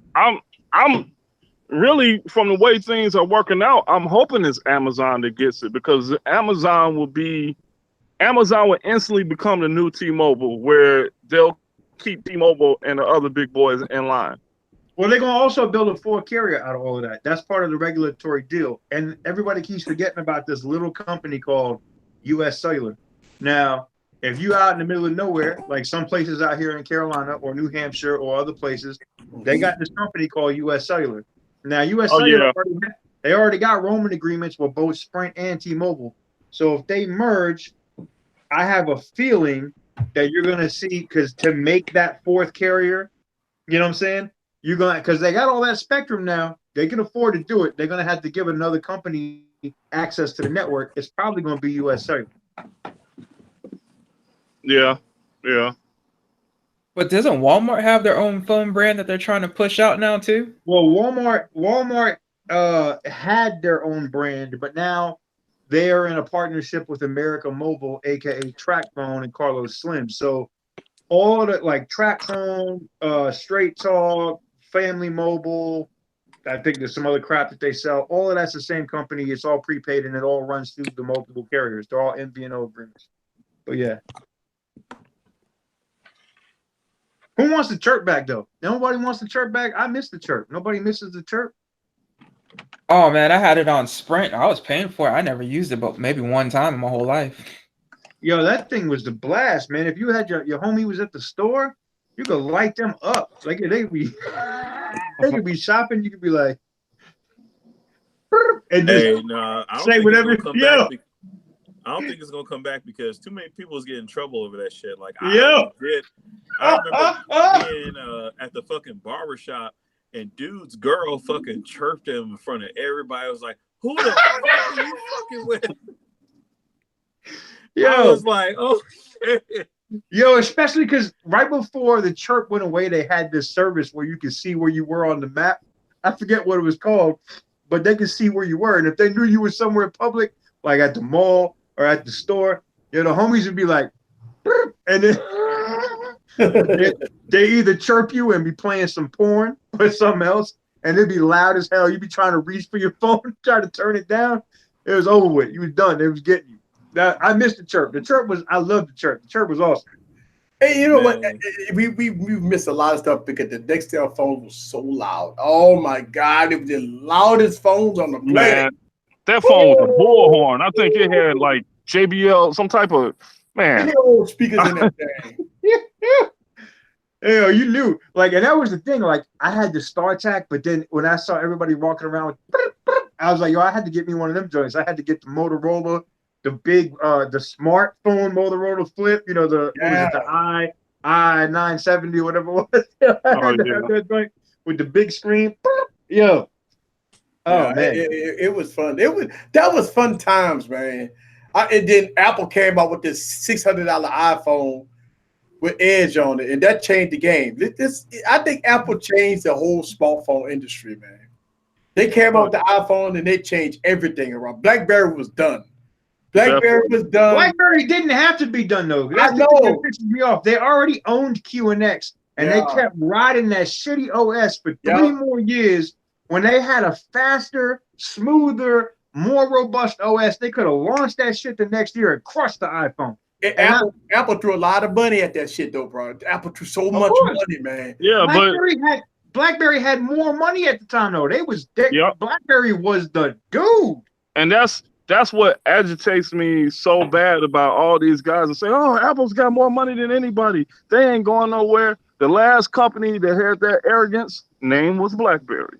Yeah. Yep. Oh man, BlackBerry kind of stuck to the business realm, like with the physical keyboard, the little tiny screen, BlackBerry OS. It was all about emailing and business stuff.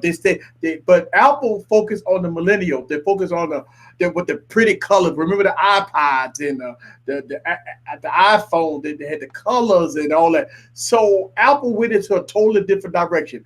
I didn't think Apple went into it with a business perspective. BlackBerry stayed in with a business perspective. Apple made it cool. Apple made it FaceTime and iMessage and the App Store and stuff like that. And BlackBerry but we got physical keys. We got physical keys. It was like, fuck that. I got a touchscreen. Yeah. And then all the youngsters went to, iPhones and iPhones and iPhones. And to this day, you probably have maybe a large percentage, almost close to 100% of teenagers up to 25 years of age that's all rocking iPhones. Yeah. Yeah. The best BlackBerry though was the BlackBerry Priv, man. The full screen had the iPhone. The biggest fucking failure of BlackBerry of all times. They had the most genius product.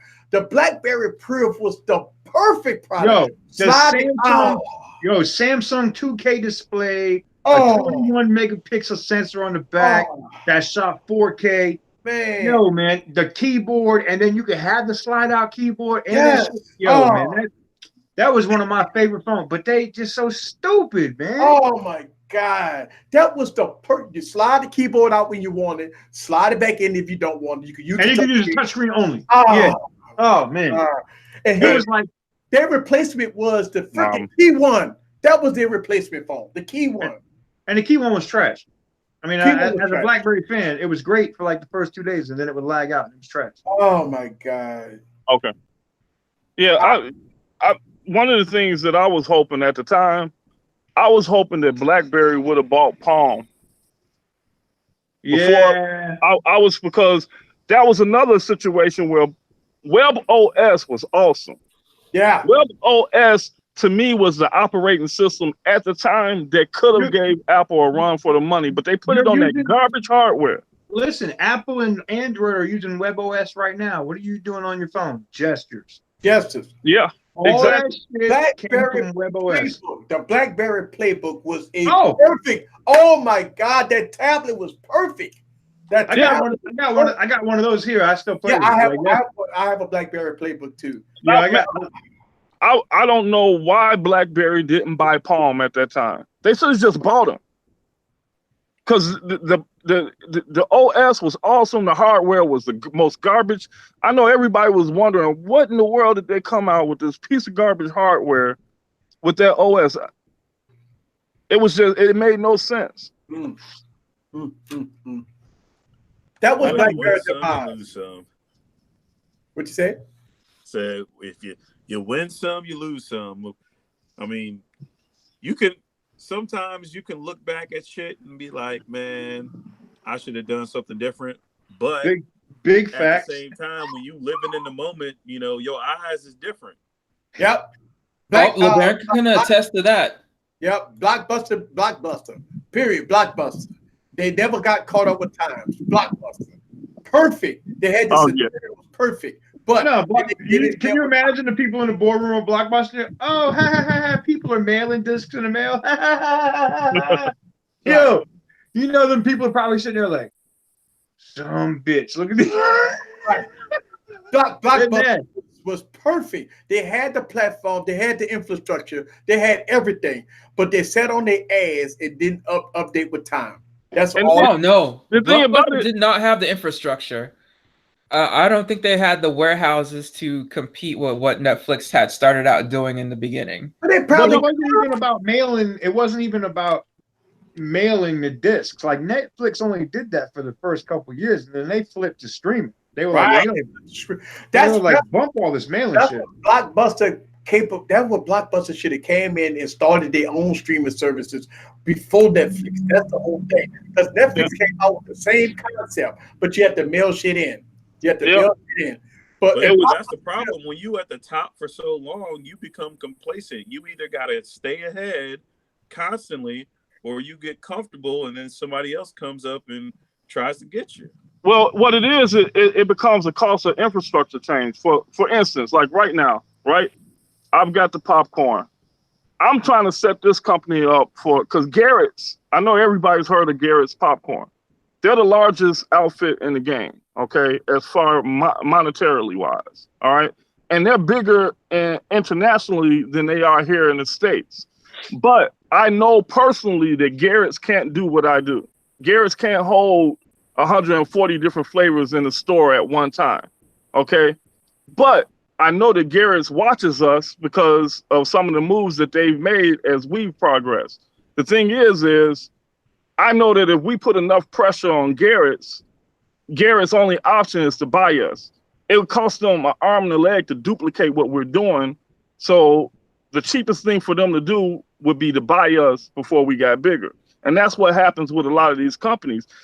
It's like you said, you can't change your infrastructure because it costs too much. So what do? Either you start a new company, a third party, which a lot of companies will do. A lot of times we don't see it, but they'll put their money in the background of a whole nother player. A lot of people don't even realize that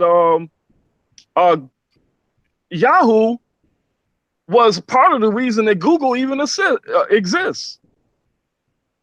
Yahoo was one of the major investors in Google when they first jumped off. Yeah. Yeah. I mean, the thing about it is same thing what you saying. I own my cake business, right? And me and my wife, when we scheme, we think about all kinds of new ideas and new stuff to bring on and stuff like that, new stuff to sell, new stuff to put on. Look, it is one of those type of things that you have to stay on top of the game all the time. Anytime you got something new, me and my wife like, oh, this is new. We got to order this product and we got to get it in because it's hype. It's people starting to catch on to this. We can't sit up there and say, oh, we ain't gonna worry about that product. We got to all that. Look, and me and my wife, we sit down and we say, look, we got new product coming out. We got to get this in the store. And it goes well. So we always on top of the game. Somebody put in the comment that Blockbuster was laughing at Netflix. They was laughing at Netflix, but Netflix said, you know what? They did their thing, and look what Netflix is right now. Tech said HTC was once the best. Look at them now. I see HTC demise about a couple of years ago, right with the HTC 9 when they had that problem with the Snapdragon 810 processor. Remember the 810 processor? All the phones instead of them doing right, that was a complete failure. The 810 processor on the 9 was bad, and then they came back with the 10. They didn't raise the size of the phone. They didn't do anything. They kept the same body style, kind of sort of with the phone. They put the 821 processor, the 821, but they was already in bad shape because a lot of people gave up the HTC M9 because of that issue. Then, right after all the tech gods destroyed the HTC U Ultra and destroyed the HTC U11, that was they was done after that. I seen HTC go from being a leading company with listen. I have I made videos about this phone. I can't think of it right now, but they came out with the 4.5-inch device. It was a Windows phone, and you could ROM it out, Android on there. Yeah. Yeah, you're talking about the HTC Diamond. What was it? There was a Diamond. No. It was HTC. God, I got it in my collectibles. But that phone was it Windows, the scrollable Windows, like the new Windows tiles? Yeah. No, it's old Windows. It's an old Windows phone, but you could put Android on it. Oh, was it the PPC 6700, the Pocket PC, or was it the PC? It flipped up like this and had the keyboard. Like it Well, pokes up at an angle. well, that was the oh god, somebody go put it in the comments. But ACC, man, I think after I never seen Oh, something you like on the HD2? HD2, right? That was my shit. Like Uh, that phone, yeah, you could run Ubuntu, Android, Windows, yeah, like you could run whatever the hell you wanted and boot it from the yeah, SD card. I was like, HD2. yo, Yeah. I That still have phone, that phone. I still have that. I made videos about that phone. Maybe Yo, about I 6 love months ago.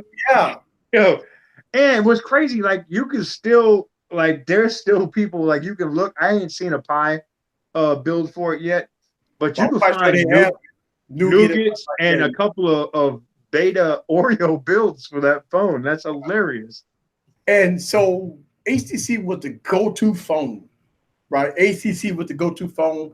And for what happened, what I seen, it saddened me what I see. And I talk about this a lot about what happened when the tech god just completely destroyed the whole company. Um, and I don't know what they were supposed to do at that point. Well, I see, don't know. I think their demise was it was in the handwriting was on the wall. They they just had too many. They're like LG is now when it comes to phones.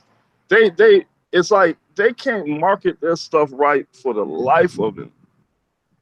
Well, they should have taken the approach. They should took the approach that New Mobile did. Yep. Instead of giving the middle finger to the tech gods, that's what they did with the HTC Ultra.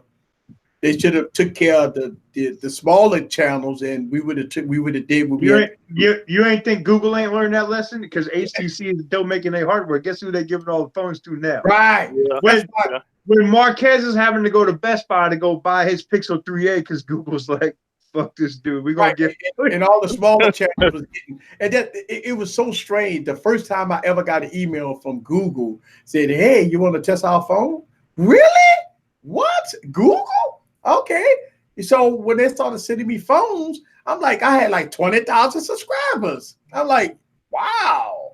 So no. it They was sending it to people with like 3,000 subscribers. right, yeah. Yeah. And so Google playing it smart. They're doing the smaller community because we gonna do more video. See the YouTube gods are gonna make one video, but the smaller channels gonna make dozens and dozens and But dozens. you know what though? Videos. Google, I respect that they send you the phone, but Google can go pound sand as far as I'm concerned. I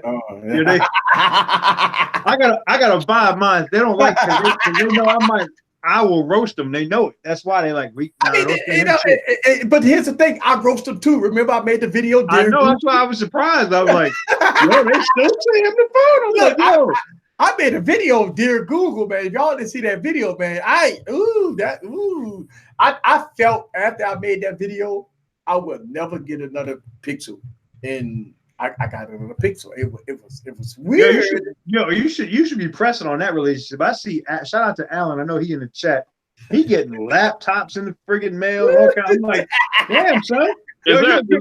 Them gifts by Google. I'm waiting. Are they sending you a diamond pendant? Like, what's going on over there? I love the gifts by Google because I felt that if I could get the phone and I could still be real about it, then they give me no strings attached. I mean, I didn't get the briefcase, but I'm cool with that. And they said send me the device, and I was truthful, but I made the Dear Google device. I mean, that Dear Google video to me was special. That's the first time I ever thought about making a video like that. And that shit was hilarious because I did a whole voiceover as I'm sitting in a chair with this background. I remember this background that I got, and I'm freaking just scribble scratching on a piece of paper. That shit was hilarious, man. It was an easy video to make because the whole video was voiceover, but it just me with my just me. It was crazy, man. If y'all didn't see that video, Samsung is changing their ways. Like, I'm shocked. Oh, software updates. Oh, like what? Yeah, what? that's how. Is this a software? Yeah, I'm like, what kind of whose man's is this? Hey, I mean, Samsung gonna have to change, man. I don't know the direction of Samsung right now. I'm just disappointed at Samsung. I don't know. Maybe I don't know. I'm not feeling Samsung. Like, Yo, I'm just not feeling. Voligan said when you're ready to do Voligan Project over on Twitter said Yo, when you're he's ready. what? He said all you need is a funeral limo. He got the stretch Jaguar limo for you when you're ready to do the funeral Hey, on the oh, Galaxy Fold. so I said this on Wired Wednesday, right? I said if the Galaxy Fold don't release by the 15th, then on the 16th of next month now, I'm gonna give him one more month. By the 16th, I have a funeral. I'm gonna do my funeral video. So, I need you to give Huawei some love. You might have to dig Huawei up now. You're giving Samsung a lot of passes. Listen, I ain't mad. I know how much Samsung. Look, I got some friends in this game that get some big checks from Samsung, so I ain't mad. Look, I mean, I did do a funeral video of Huawei, but if Huawei released their foldable phone, I will do a resurrection video. I do it. I mean, I ain't tripping. We gotta get a video of you out at one of these cemeteries volunteering, and then you can be digging up a grave. They'll be like, "Damn, he out here really digging." No, I'll stick to the green screen, man. Because look, I'm gonna tell you. I know it's hot down there. He said, "Hell no." You know what's so it's funny? not hot. It's creepy down there, man. Those cemeteries. Yeah. They got people from like 400 or 500 years ago, man. It is creepy as hell. They don't even bury them down there, right? Right, E? Nah, I don't know. I have no idea, man. I don't know what they do with this. Easy. Easy. You know, coming off of I-10 in downtown New Orleans, there's like a big, huge cemetery right there. Yes. Massive with tombs. It's not even regular digging the ground. It's all tombs and shit like that. Yeah. So they have their big cemetery in Louisiana, in New Orleans. Yeah, right. So we'll pass it if you're on the interstate. You'll see it. You can't. There's no way to miss it. Right, no way to miss it. So, isn't it on two sides of the highway too? Yeah, the highway went straight through the middle of the cemetery because I think there was one on the left and the right side when I went through there last time. Yeah, it's crazy. It's weird that when I do these funeral videos, I have to be careful because I don't want to offend the religious community. So when I do my funeral videos, I kind of make them funny. Even though I'll be putting all kinds of graveyard sites and all that stuff, it's just pure fun. Yeah, Gadget got it. She confirmed that they're above ground because they are below sea level. Okay. Yeah. New Orleans sit several feet below sea level. That's why they got all those damn levees on. That's why when Katrina came, shit was so bad. It was a wrap. Yeah. So shout out to I Take You Out guy for free. He in the building. Spectacular Gadgets here too. Just to let you know. I actually what up, fellas? I actually seen a message from I Take You Out guy about sending him a link. I send you a link if you want to come aboard. Just let me know down in the comments. Hit me up on Twitter so I can send you a quick link if you want to come aboard, and I'll send him on there. I would love to get I Take You Out guy on this here because he'd be for free. He'd be, he better be wearing the merch though. I want to see the full free hat and the full free T-shirt. Yeah, I know. Yes, for free. Tizen OS is Samsung, and it has to be 10 years. I mean, I'm quite sure Samsung is working very hard on Tizen OS to make sure that if they ever deploy it, they have it. They're ready to do it. The only reason why they're not doing it yet is because they are in the same boat that they are scared that if they launch that is a big FU to Google and an FU to the government here. What's going to happen? They're going to freeze Samsung's ass out. Do you know that Samsung is not using Snapdragon 855 nowhere else but here? Yeah. They're only doing that because the U.S. government has made them do that. Listen, the Exynos, Samsung makes their own chips, their own software, all of that. And Huawei wasn't willing to play ball. They were saying it like they wanted Huawei to use Qualcomm too. And they were like, nah, man, the Kirin chips are better. Get out of here with that BS. Yeah. You know what I'm saying? It would be nice to have a Kirin 980 chip with 8 gigs of RAM in the phone in the United States. Oh my God. Oh, game over. I mean, the crazy thing about it is you could roll with that chip for 5 years and Huawei phones, like I think Gadget got it for the best, right? Huawei phones, like you could literally break out. Like I was trying to load this thing that somebody sent me, this dev image of Arc OS, right? And I was like, let me see if I can flash it to one of these phones I got. And I tried to put it on the Huawei Mate 10 Pro. And I haven't broke that phone out in a while, right? I think I broke it out to like translate a Xiaomi device a couple months ago. But before that, I ain't broke that phone out since DC. You know what I'm saying? Like this has been since Best Buy stopped selling them shits. You know what I'm saying? Right. And that phone was still fast, man. That phone was like out the box, and it still had like 90% battery. It was like, hey, it's been sitting in the box for like a year and a half, and it was like, I'm good. What's up? To Samsung, I mean not to Samsung, but to the Qualcomm 835, 845, 855, they are fast chips. I mean, no doubt about that. The problem is shitty software. I mean, that's the problem. It's because they put too much stuff on top of Android. Yeah, they put too much stuff on top of Android. That's the problem. They can. So Samsung's big thing is they bought Wacom, right? That's why the Note has the S Pen in this S Pen display, right? Right. The Wacom digitizer.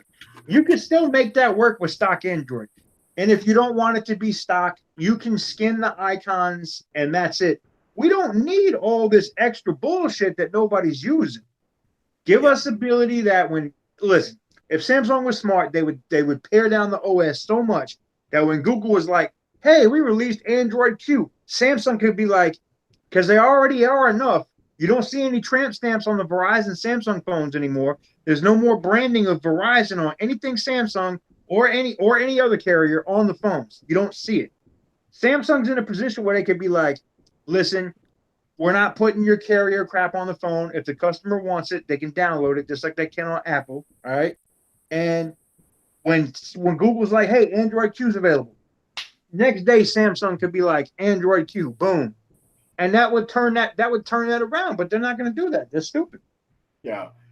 I don't know what to say, man. I mean, I think you know, when Samsung made the Google versions of their devices with stock Android, oh, that was great. Yo, Spectacular Gadgets is 100% right. She said, I would pick my P30 over the S10 Plus any day. The Mate 30 Pro, when it comes out, that's a wrap. Listen, I'll put it like this. I got a OnePlus 7 Pro and a Galaxy S10 Plus. If you got a P30 Pro and you're scared of Huawei, hit me up on the DMs. Man, truth to be told, I'll take the Razor Phone 2. Oh, I got Galaxy S10 any day of the week. Yep. All day.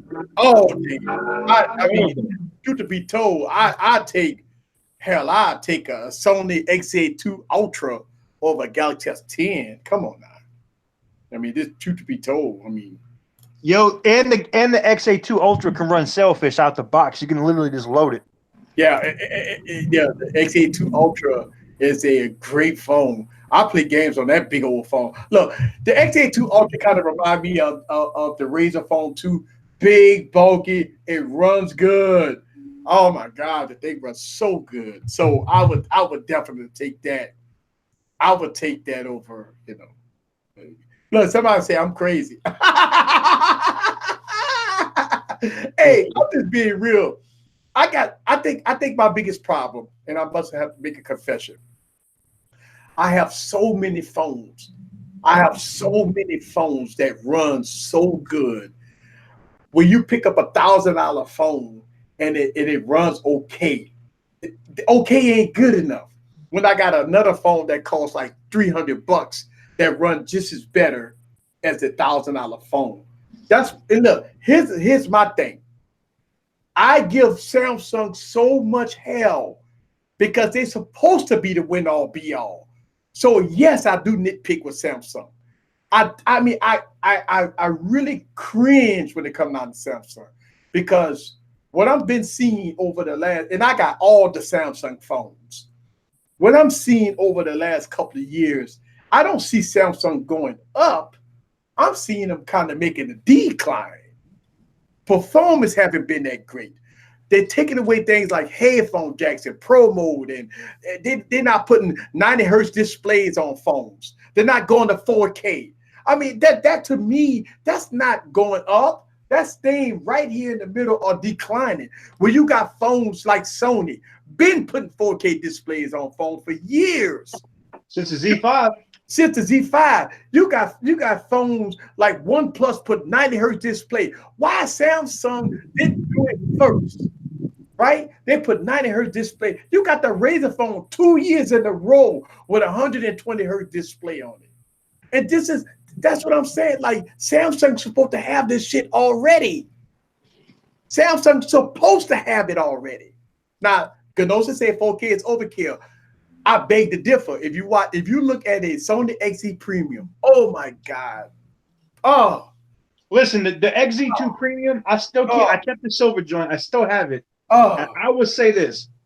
In day-to-day usage, you really don't notice the difference, but damn it, I will tell you right now, when you get that 4K content, that HDR 4K content on it, and you watch that, it is like you were friggin' there. That thing is, oh my God. That's why I'm so hype about the Xperia 1. Yeah. Hey, look, here's the thing. Truth to be told, if I put the XE Premium next to a Samsung S10, the XE Premium looks so much better. It does. I mean, when I'm scrolling up and down and looking at a YouTube 4K video, XDR, it looks so much better on the Sony phone. And that's an IPS LCD display, by the way. We're not talking about AMOLED. We're talking about IPS LCD display that won't get burned in 2 years that I'm starting to see in Galaxy phones right now. Right? And it looks so much better. And like I said, I confess, I think I got too many phones. I review so many phones that I put Samsung on the top of the pedestal. And if they don't deliver, this is what pains me about Samsung is that I review phones from 600 series processors to 800 series processors. And when I see phones that does so well with a 660 processor in it, with 4 gigs or 6 gigs of RAM in it, that's slapping the shit out of Samsung phones, that tells me that Samsung has to step up. Listen, Samsung is charging almost $2,000 for their fucking phones, man. The mid-tier phones is $400. It has to be a difference. Samsung has to separate themselves from the boys and the men, and the gap has closed. But easy 2018, at end of the year 2018, Easy's phone of the year was the what? The Galaxy Note 9. But okay, in January of 2019, up to this point, my views have changed. Yeah, because it's 2019. Right. Well, not that again. But the Galaxy Note 9 in December of 2019 is still not the same phone today because they done took away all the damn features. That phone's a piece of shit now. But there's a reason for that. There's a reason for that. Because, like, if you guys haven't noticed, all these new phones that are definitely the phones that are coming out in the fall, they have basically 3 different versions. They have, I guess you could call it a mid-range version, the regular version, and then now they have a pro version. Yeah. You see how these people are flip-flopping their words? OnePlus started it. The only reason why everyone's going to this whole pro mode thing is because of OnePlus. But no. Yes, OnePlus forced the Apple and Samsung to start coming out with different versions of the same bloody phone. No. OnePlus, yes. Okay, so? The iPhone XR last year, the iPhone XR. Right. I guarantee you, if OnePlus never made the OnePlus 1 to 6 at the time, iPhone XR wouldn't exist. Hey, but let me ask you a question. The Samsung S10e was a result of the iPhone XR. Right. But I don't think that at the time, and even today, I don't even know if Samsung and Apple even give a shit about OnePlus. Like, you know, I mean, do you think, I mean, because think about it, OnePlus 1 up to like the OnePlus 5, it was a non-factor. Like it's like even Motorola was up there in the food chain compared to OnePlus, because OnePlus was a invite only system, overseas company. You could get it on Amazon, and that was about it. Yeah, right? Yeah, and their founders wear dresses. yeah, but the thing is they I'm kind of with Mr. Catwoman when he says that OnePlus. I can't denounce that they don't notice OnePlus, because as soon as OnePlus was made available on T-Mobile, Oh yeah, that was noticed. right. That was noticed because now you're in the main market. I don't care how little of a share of that market you got, you in that market. Oh, and I guarantee you, OnePlus didn't just come up one day and was like, "Oh, hey, T-Mobile, can you put my phones on your network?" No, that I guarantee you that negotiation was probably going on for at least 18 months prior. But And if it was briefcase. going on 18 months So how prior that- before that, then I guarantee you Apple and Samsung heard about it and they decided to do something about it back then. But they bought the briefcase. If you really want to know what it is with OnePlus, is they didn't really bring a briefcase. What they did was they got Carl Pye to get in that yellow dress, and he came out to Seattle. And if you've seen John Ledger with that big ass smile on Slow Cooker Saturdays, all I can tell you is Carl Pye may or may not have been under that counter. That's all I know. I think they bought the briefcase. I just think that, you know, they went to T-Mobile, they did some negotiation, they bought the briefcase and the OnePlus, and that's been a huge success. The OnePlus, I'm gonna keep it real. The company that really pushed, and it wasn't just. I'm not saying that it's not. OnePlus didn't have a part in that, because OnePlus is a derivative of Oppo. Okay, right? What pushed all these companies to that point is when, the chat is foul. Let him live a little. All right, Titan Tech. I'll let him live. He can rock that dress. Shout out to him and Caitlyn Jenner. Y'all win and go do y'all's things, man. Puff all the Peters y'all want. I appreciate it. Salute. Anyways, Huawei, if you really look at it, you think about the Honor 8 and phones even before that, right? The Ascend Mate, what is it? The Ascend Mate XT or whatever it was, right? Yeah. That was a $200 phone with was it a 7-inch display or a 6-point-something-inch display? Yeah, 6.5 and 6.7 inches. That was a $200 and something phone. It gave you like premium features, the big screen and all of that. This is long before OnePlus did anything, right? Now, I'm not saying OnePlus wasn't a factor, but I think Oppo when they released the Oppo Find 5, before the OnePlus One, which that was built off of. When the Oppo Find 5 came out and the super fast charging and all this other crap, it really made other companies kind of take notice. Yeah. So if I had to give it to, I can't give OnePlus credit for that shit, but I could probably say a derivative of their company like Oppo or Huawei at the same time had a much bigger influence on Apple and Samsung than OnePlus did. Yeah, but like people put in the comments, the ACC One Max and the Samsung Mega. Remember the Mega? Yo, listen, if they would have put flagship specs in that Mega, I'd still be rocking that shit. The Mega was the shit. Oh man, the Mega! I remember when the Mega came out, they had like the S4 Pro processor in it or something like that, and yeah, it was trash. It was trash to put 1 gig of RAM. Oh man, the Mega! I remember when the Mega came out.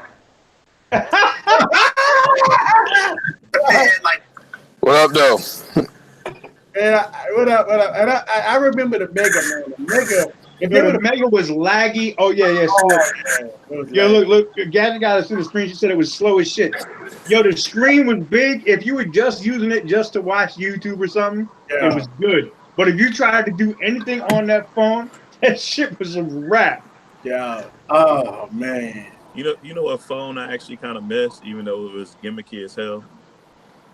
I missed the HTC what was it, Evo 3D. Oh yeah. 3D yeah. Yeah. That was one of my most favorite phones. Oh yeah. Oh. You want to know what I hate about that phone is? To this day, I got pictures that I took on the 3D that ain't no good for nothing. Yeah, Right. or you got to watch them with a stereoscopic display. That's not, or you got to convert them. You can convert them so you can see them in But stereoscopic. what don't Man, they my have a phone out right now that you could do If that? it, well, you know, LeBaron likes to buy phones as investments. He should invest in the red hydrogen one. It's got Right, a the red stereoscopic display. No. Look, no. That's so cheap. That's by not the an way. investment. That's a cheap ass phone right now. 835, 4 gigs of RAM. Yeah, man, that's I remember that HTC. My favorite HTC phone of all time was the first Incredible. And you pry that battery cover off, and they had that all red back with the battery and everything. Boy, Yeah. that was a And smooth phone, man. And it was skinny too, like that. It was. That was one of the first phones with the dual flash too. Had the great camera. I recall that was the baby Evo. That was the baby Evo. That was the baby Evo. yeah. That was a good point. And guess what? That was something that was rolling with it, you know. I mean that stuff that was innovative. HTC was making good phones. Like even I can remember the first time I saw the Droid DNA and I saw a 1080p display, and I was like, I've been rocking this 540p HTC on T-Mobile. I forget what it was, but it wasn't a My Touch, but it was an HTC phone on T-Mobile before the HTC One. And I can remember when that came out on AT&T with the 720p display. And then Verizon was like, here's the Droid DNA. It's 1080p. It's, 5 point whatever inches. I was like, yo, this right here. Oh, man.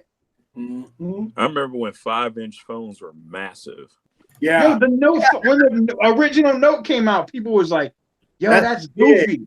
That thing is goofy. It's too big. Now, like a 5-inch phone is considered pocketable. People are like, that's a small phone. Yo. Yeah. Whenever I boot up the original iPhone or like boot up my 3GS just to see like if it'll still turn on, or the Palm Pre when I want to load up and mess around with WebOS, I'm like, yo, did see how small them screens was? Or the Palm Trio? You're like, yeah, this is ridiculous. Yeah. I mean, we had a lot of fun. Like, if you notice, every year when us tech reviewers we review phones, right? God, wow. We have 50, 60 phones that come out every year. I mean, so many phones, man, that come out every year. It's like our keynote address. I'm like, what a keynote address? Like, man, shout out to Dexter Cumberbatch. He the one who sent me a lot of texts and emails about with all kinds of news and stuff. I can't keep up. It's hard to keep up when you got 40, 50, 60 phones come out every year. I mean, it's hard, man. It's hard. Everything got 855, 8 gigs of RAM, and you got different price points from the $400 price point to the $1,500 to $2,000 price point with the same specs. I mean, truth to be told, you could get an 855 for 6 gigs of RAM for $400. Truth to be told.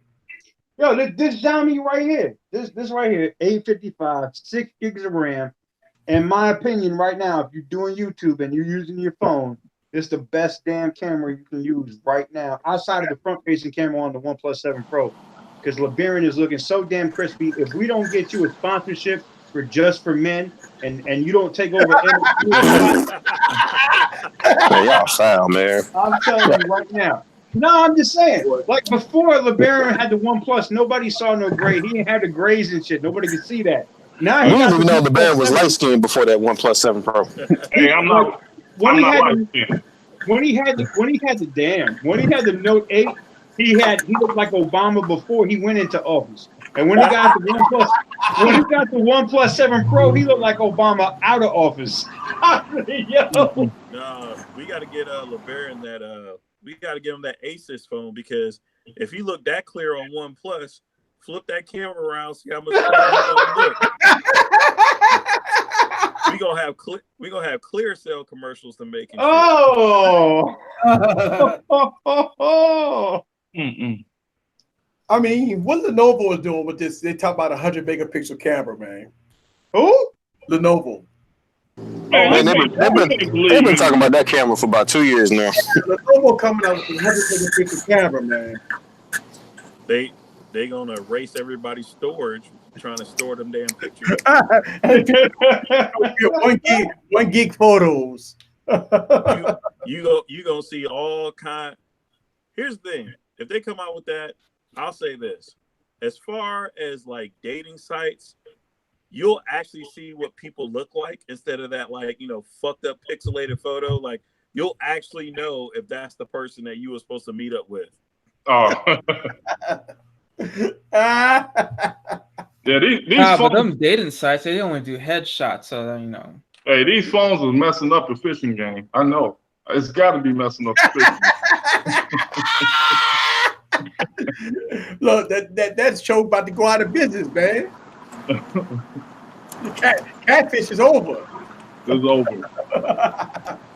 I mean, it's crazy, but I mean, camera phones right now, and a lot of people don't believe this, but I think the DSLR industry is on pins and needles right now. Yep. Why buy a DSLR when I can shoot with this phone and I'm getting DSLR quality, 100% DSLR, better than my DSLR. So I think DSLR is on pins. And people, I'm gonna buy the Canon D60 and I'm gonna pay $4,000 on this phone. I'm like, damn, I'm shooting everything with my phone, and post editing, I can make it look just as good or even better than my DSLR. Wow. I think the DSLR is on the rise because, I mean, when you look at DSLRs and mirrorless and how affordable they are compared to phones, right? They're affordable, right? I can go get right now. I can go out and get a M50, a Sony A6000, yeah, for $800. Right. And that thing will blow the fucking doors off of any iPhone. I dare somebody to challenge me with a fucking with an iPhone, and I got an A6400. Well, I'm talking about like your like even with the M50, right? That you get that camera for $500. And that's unheard of a camera that good. But when you talk about like $2,000, $3,000 cameras, even with, and I agree, phones are $1,000, so you can get a good mirrorless camera for cheap.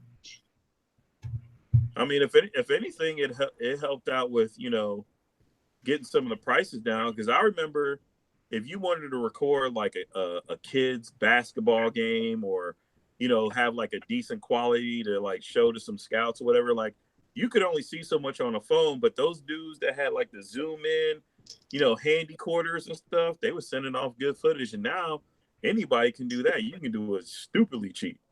Yeah, and but you know what? You're right. It is bringing down the prices of DSLRs, because I mean, with smartphones right now, the only reason why I film on smartphones is because it's easy, it's portable, and I can get goddamn good footage on it.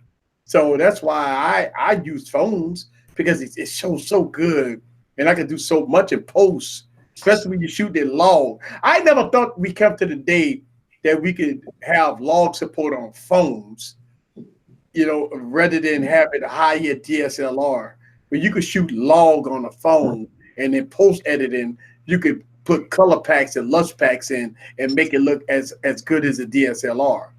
That to me is, I never thought we can't come to this day, but we are here.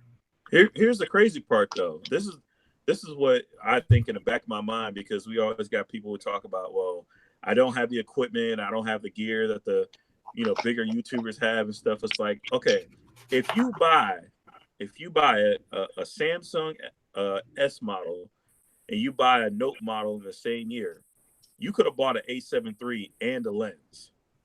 Yeah. If you bought just those two phones, and there's people out there that have bought 3, 4, 5 phones, and when you add up how much they, what were we talking about? Where it was like 4 iPhones equal an iMac Pro, Yeah. You really think about how much this stuff really costs? Yeah. I mean, it's crazy now that we got phones, and somebody Ganosa said Filmic Pro. Listen, that is the ultimate filming tool that I use. I use Filmic Pro, period. with Log version 2. Log version 2 on Filmic Pro is a win-all, be-all. When y'all watch my videos, you watching it on the phone using Filmic Pro, preferably. And it's so crazy. I use my LG G6 with Filmic Pro with Log version 2 to get some of those shots that y'all see on my YouTube channel. And y'all be like, nah, that's not an LG phone. LG phones suck.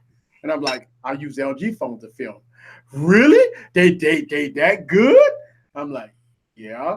But the tech gods say they suck. The tech gods. See? You better call that man Black Jesus. You better give him his respect. Yeah. It's so funny. As soon as you say LG, you have people that don't even have the phone automatically it's damn, big dog, you coming all this more. Oh, my bad, man. I'm finna bounce out, y'all. We were trying to pick up some wings for the peoples. Yeah. Well, you have to, but you had to go get some pizza?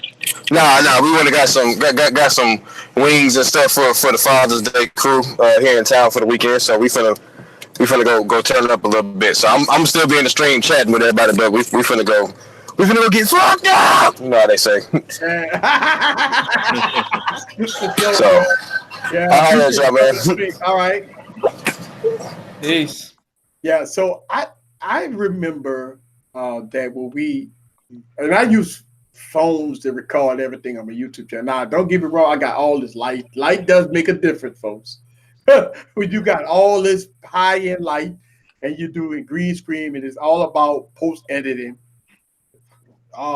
it works out great. It does. Nowadays, shout out to Don. Don is a good guy. He's always in my chats and stuff like that. You really want to watch a video on TV or on a smartphone. And that's what we're doing. That's why we want big screens. That's why we're getting 6.7 inch, 7.3 inch displays. It's because we're watching more YouTube, Netflix, on the go. We're doing editing now. People editing videos on their phones. So now people that's editing videos on their phones, they need a bigger canvas. You want a good camera. I mean, cameras are subjective. If you put it on a good gimbal, god damn, a lot of cameras would be good on the gimbal. So gimbal, you don't even need optical. Listen, if you got a gimbal, you don't need optical image stabilization. I just want y'all to know that. So if you got a gimbal, I don't care about optical image stabilization because I don't use it on my gimbals. All right. So if you got a good gimbal, and I showed y'all guys the gimbals that I have on my channel, it's no need for optical image stabilization. So that's one thing. But so that means that the mid tiers and the low end devices that have good quality cameras but no optical image stabilization, well, that's where your gimbal come in at. You know what I'm saying? So you could get a lot of stuff done on phones these days. It's great. I see a lot of people posting comments. Love my V10 and the V30 cameras. And look, the V10, the V20, the V30, the V40, probably the best cameras as far as pro mode and using Filmic Pro and everything, the mic support, because those, when it comes down to quad DACs, God, I could go on and on about what LG does in their cameras. Because again, you could take that camera and you have to put it in pro mode, shoot in log, shoot in pro mode, and adjust everything in between, and you're good to go. But you have to put work in. See, I think a lot of people misunderstand how LG intentions are, even with the new Sony phone that's coming out. I think the Sony phone, and even with the Nokia phone, these phones are not point and shoot phones, man. These phones is all about post editing, log support, raw. You know, but that's the thing. I think that's the problem with LG is they don't put that focus in their marketing. They need to though, and they need to, yeah. And they're not doing it because their phone division is their loss leader. They don't care. They want to lose money on their phones because they make all of their money on TVs and washing machines. They don't give a rat's ass about the phone division. until they care like Sony. Sony all of a sudden cares about their phone division. They didn't. Yeah, That's true. Yeah. Now they have every division of Sony, the camera division, the audio division, and everybody else working with the Xperia line. That's never happened before. So the same people that make them damn crispy ass DSLRs, when you see technically T on a live stream and you're like, damn, why that thing so crispy? Yeah. The same people that are making them crispy ass cameras is now working on and Xperia. mobile division, right, and that's a good thing. That's why the Sony One is so hot to us geeks right now, techies, because we going in it with the camera. Listen, I don't care about the form factor. I give no fucks about the software. All I'm going to that phone is all about promo and log support and post editing. That's what I'm getting that phone for. I don't care about the software. I don't care about nothing else about that phone. I don't care about the 18 by the 21 by 9 aspect ratio. That phone to me is all about the camera. I done seen videos about what they're doing to this camera. And it's all about log, it's all about promo, and it's all about post editing with this phone. That's all I'm caring about with this phone. Now I'm gonna make videos about it, about different aspects of the phone, But in my mind, the Xperia One is all about the cameras. Yeah. That's what it's all. And here's the thing.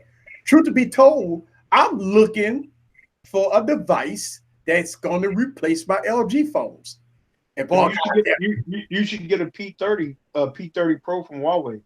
Yeah, you know what? Yo, it's sundress season right now. I don't have to. It is sundress season right now. I don't have to elaborate. That thing has a 50 times zoom. Yeah. Look, man. If we all getting old, I'm about to be 40. Some of y'all might be older than me, but when you on the beach or wherever you at, and you need to, and you can't see as far as you used to, you ain't gotta see that far no more. You can just be like, zoom, pinch the zoom. Eric don't do imports. See, that sounds like some creep season right there. Yeah. See, Gadget Guarders already know I don't like them imports. I might do some imports. I don't know. Everybody been asking me about the P30, but by the time I get the P30, the P40 gonna be out. Shit. So they ain't gonna want to see the P30 gonna be dead. I wanted to upgrade to the phone that Kimmy was raving over last year, but I don't know what's gonna happen with it. Oh, what's that? Mate 20X. It's gonna get Arc or Oak or whatever the hell they're gonna call it. Yeah, no, but I'm saying I want the new version. I want the new hardware of that. Oh my God! The Mate 30X. Yeah, the Mate 30X. Yeah. Man, bump all of that. I want the foldable shit. They can release it right now today. I need that in my hands, Huawei. Yeah. Yo, tell Trump to go eat a fat one. They talking about charging $2,600 for that. Yeah, $2,600 for that. But you know what? It will be the only foldable phone that you could buy for $2,000+ because you know what they got released? The Galaxy. Why?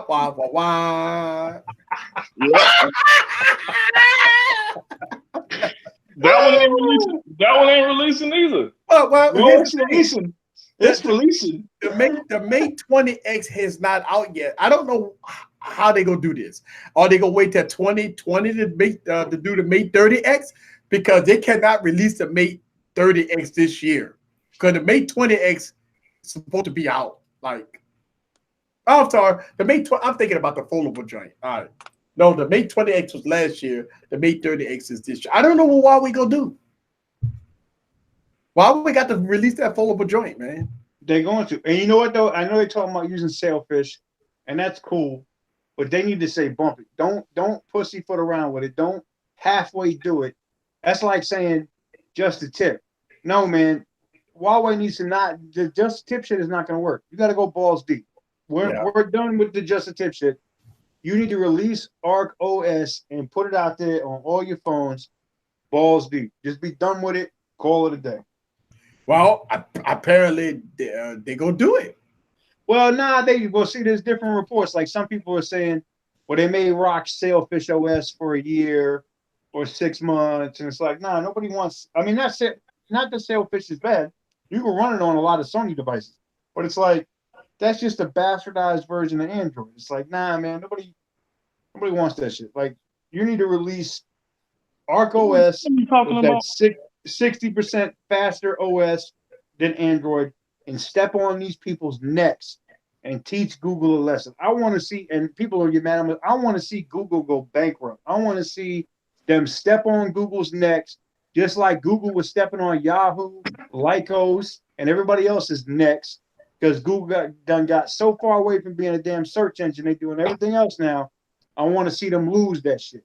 Because I mean, I think a lot of people rely on Google services, though, man. So I don't know. what were we doing before Google services? I can tell you what. People had Hotmail emails. They had AOL emails.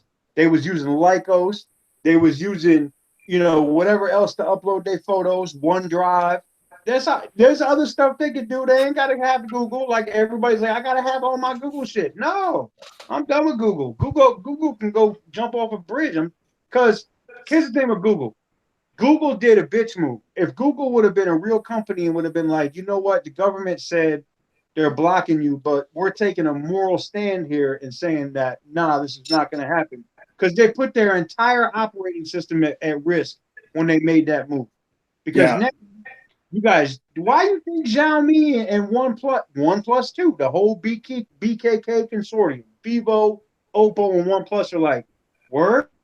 Arc OS, we might, Huawei, we want to talk to you. We want Kirin chips, and we want Arc OS, and we ain't got to buy nothing else from Qualcomm. We can still have fast chips and a fast OS, and Google and Android, the United States government can go pound sand.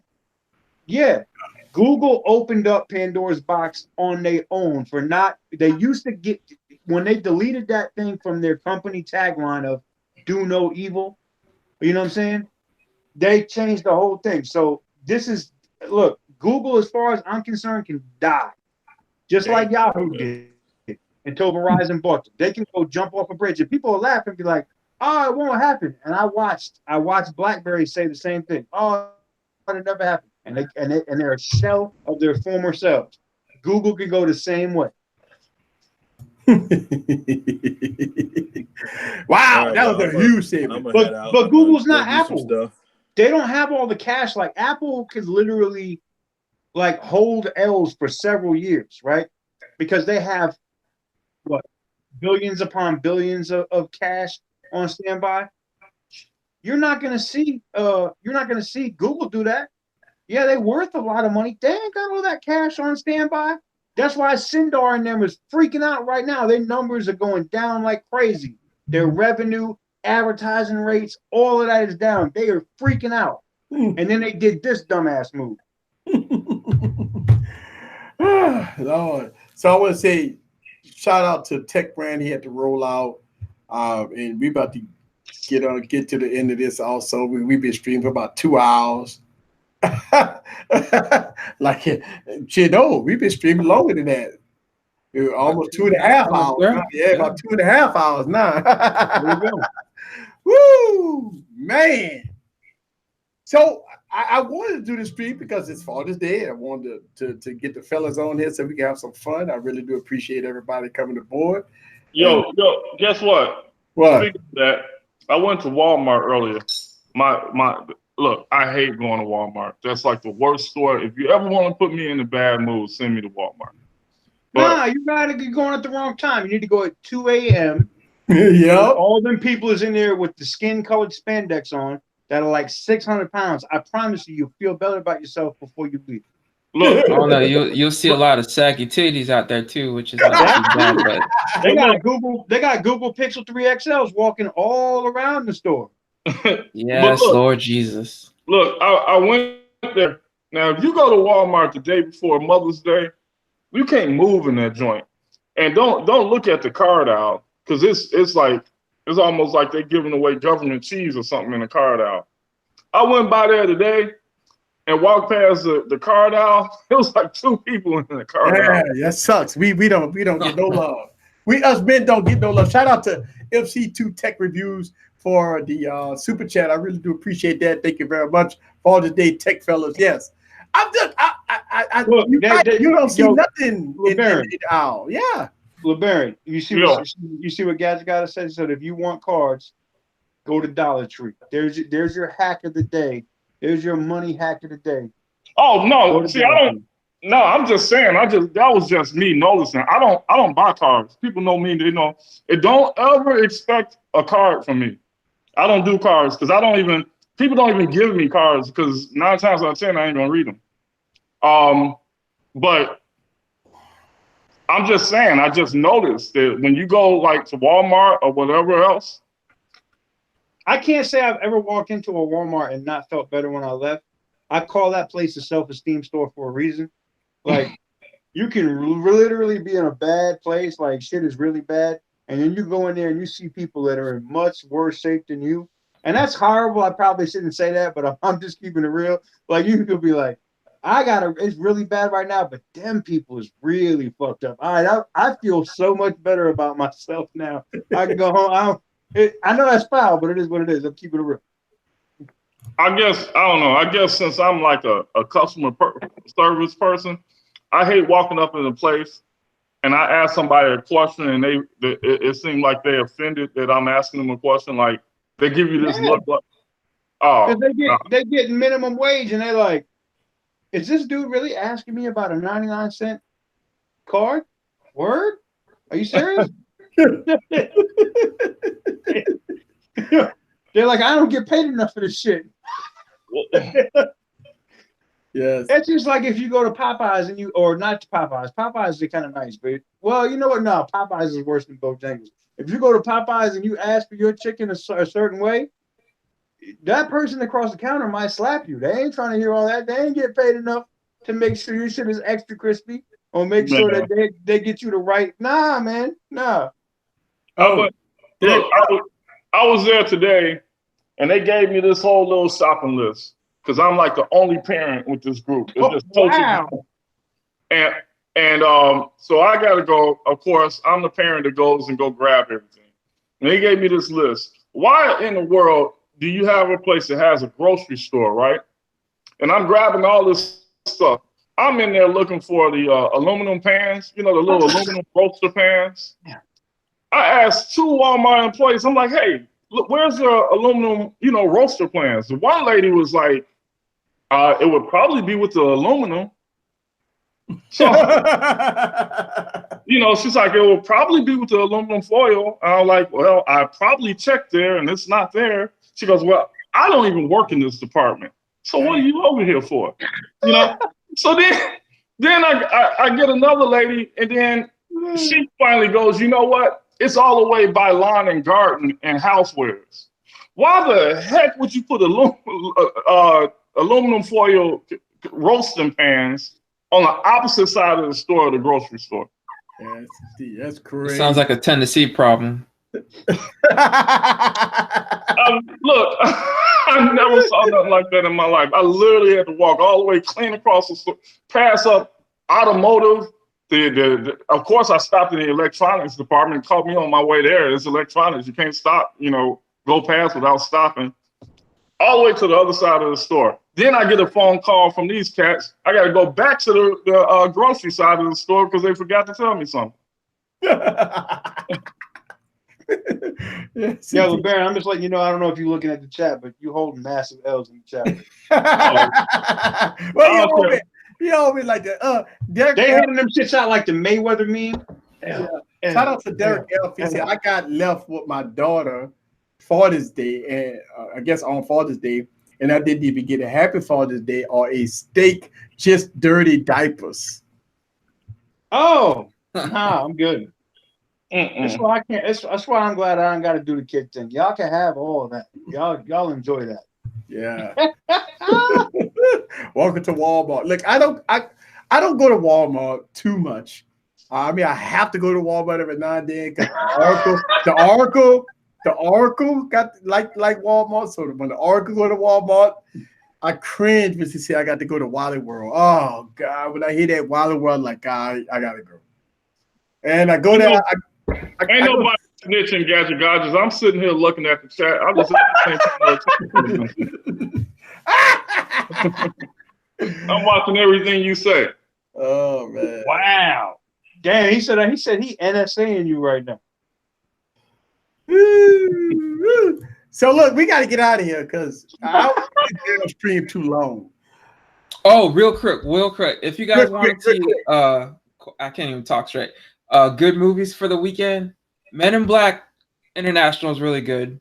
Okay. But Shaft, hot damn, Shaft is great. It's fucking hilarious. But you gotta make sure if you're not of the black color, make sure to be in a room with a full of black people because the shit's even more hilarious. Watching it. What are you saying? Are the people like getting up and making noise and saying shit and doing stuff in the theater? Oh man, you know how it go. Hey, I just wanted to see what was being said here. I didn't know. Listen, where I'm at, when I go, the theater I go to, I got a choice. I can go to the Alamo Draft House or I can go to the Hood Theater. I like going to the Hood Theater because, especially when we go see the horror joints and shit, you can always tell when the white people's in the theater. Because when the white person's in the movie and they hear some shit, they want to go investigate that shit. But the black folks that's in the movie is like, nah, son, did you see that shit? That chair moved on its own? I'm out. I'm out of here. I got to get up out of here. I ain't got time for that. They're like, I got to go. I'm trying to live. But then they end up killing them anyway. It's fine. Shout out to Gigi. See how she had a pre-screening last Wednesday, but she missed it because she had to come to Wide Wednesdays. Hey, she loved Wide Wednesday. Yes, Wide Wednesday is the hottest thing on Wednesdays. The hottest thing, trust me, is nothing like it on Wide Wednesday. If y'all don't know about Wide Wednesday, y'all got to stay tuned, subscribe. This is where it's at right here. Every Wednesday for 2 hours, it's nothing but giggling and fun right here. We're going to get out of here. I want to say happy Father's Day to all the guys in the building. I really do appreciate y'all giving up y'all Saturday night to hang around with us for 2.5 hours. And we had some fun. We had all kinds of stuff going on here. We talked about everything in between. Shout out to the replay crew, that y'all guys that watched the whole stream or even listened to the whole stream all the way through. I want to give a shout out to LeBaron. Happy Father's Day to you. Mr. Catwoman, happy Father's Day to you. Thanks, TK, sir. You don't have no kids, so I can't say happy Father's Day to you, sir. Nope. I got lots of kids, but they just ain't breathing. You know, I got some on the couch, some in the toilet. You know how that goes. Shout out to the sperm crew. Shout out to the sperm crew. I just watch the go. Yeah. Shout out. Thank y'all very much. Shout out to everybody in the building. Shout out to everybody in the building. I really do appreciate that. This is Eric from Easy Computer Solutions. Thank y'all guys very much for hanging out with us on this fine Saturday night. See y'all Wednesday. And go check out my video. Let me know what y'all think about that video of that Nokia. And check out TK video. He dropped a video on a speed test. Go check it out. Check it out. Oh, yeah, OnePlus was holding L's. All right. Peace.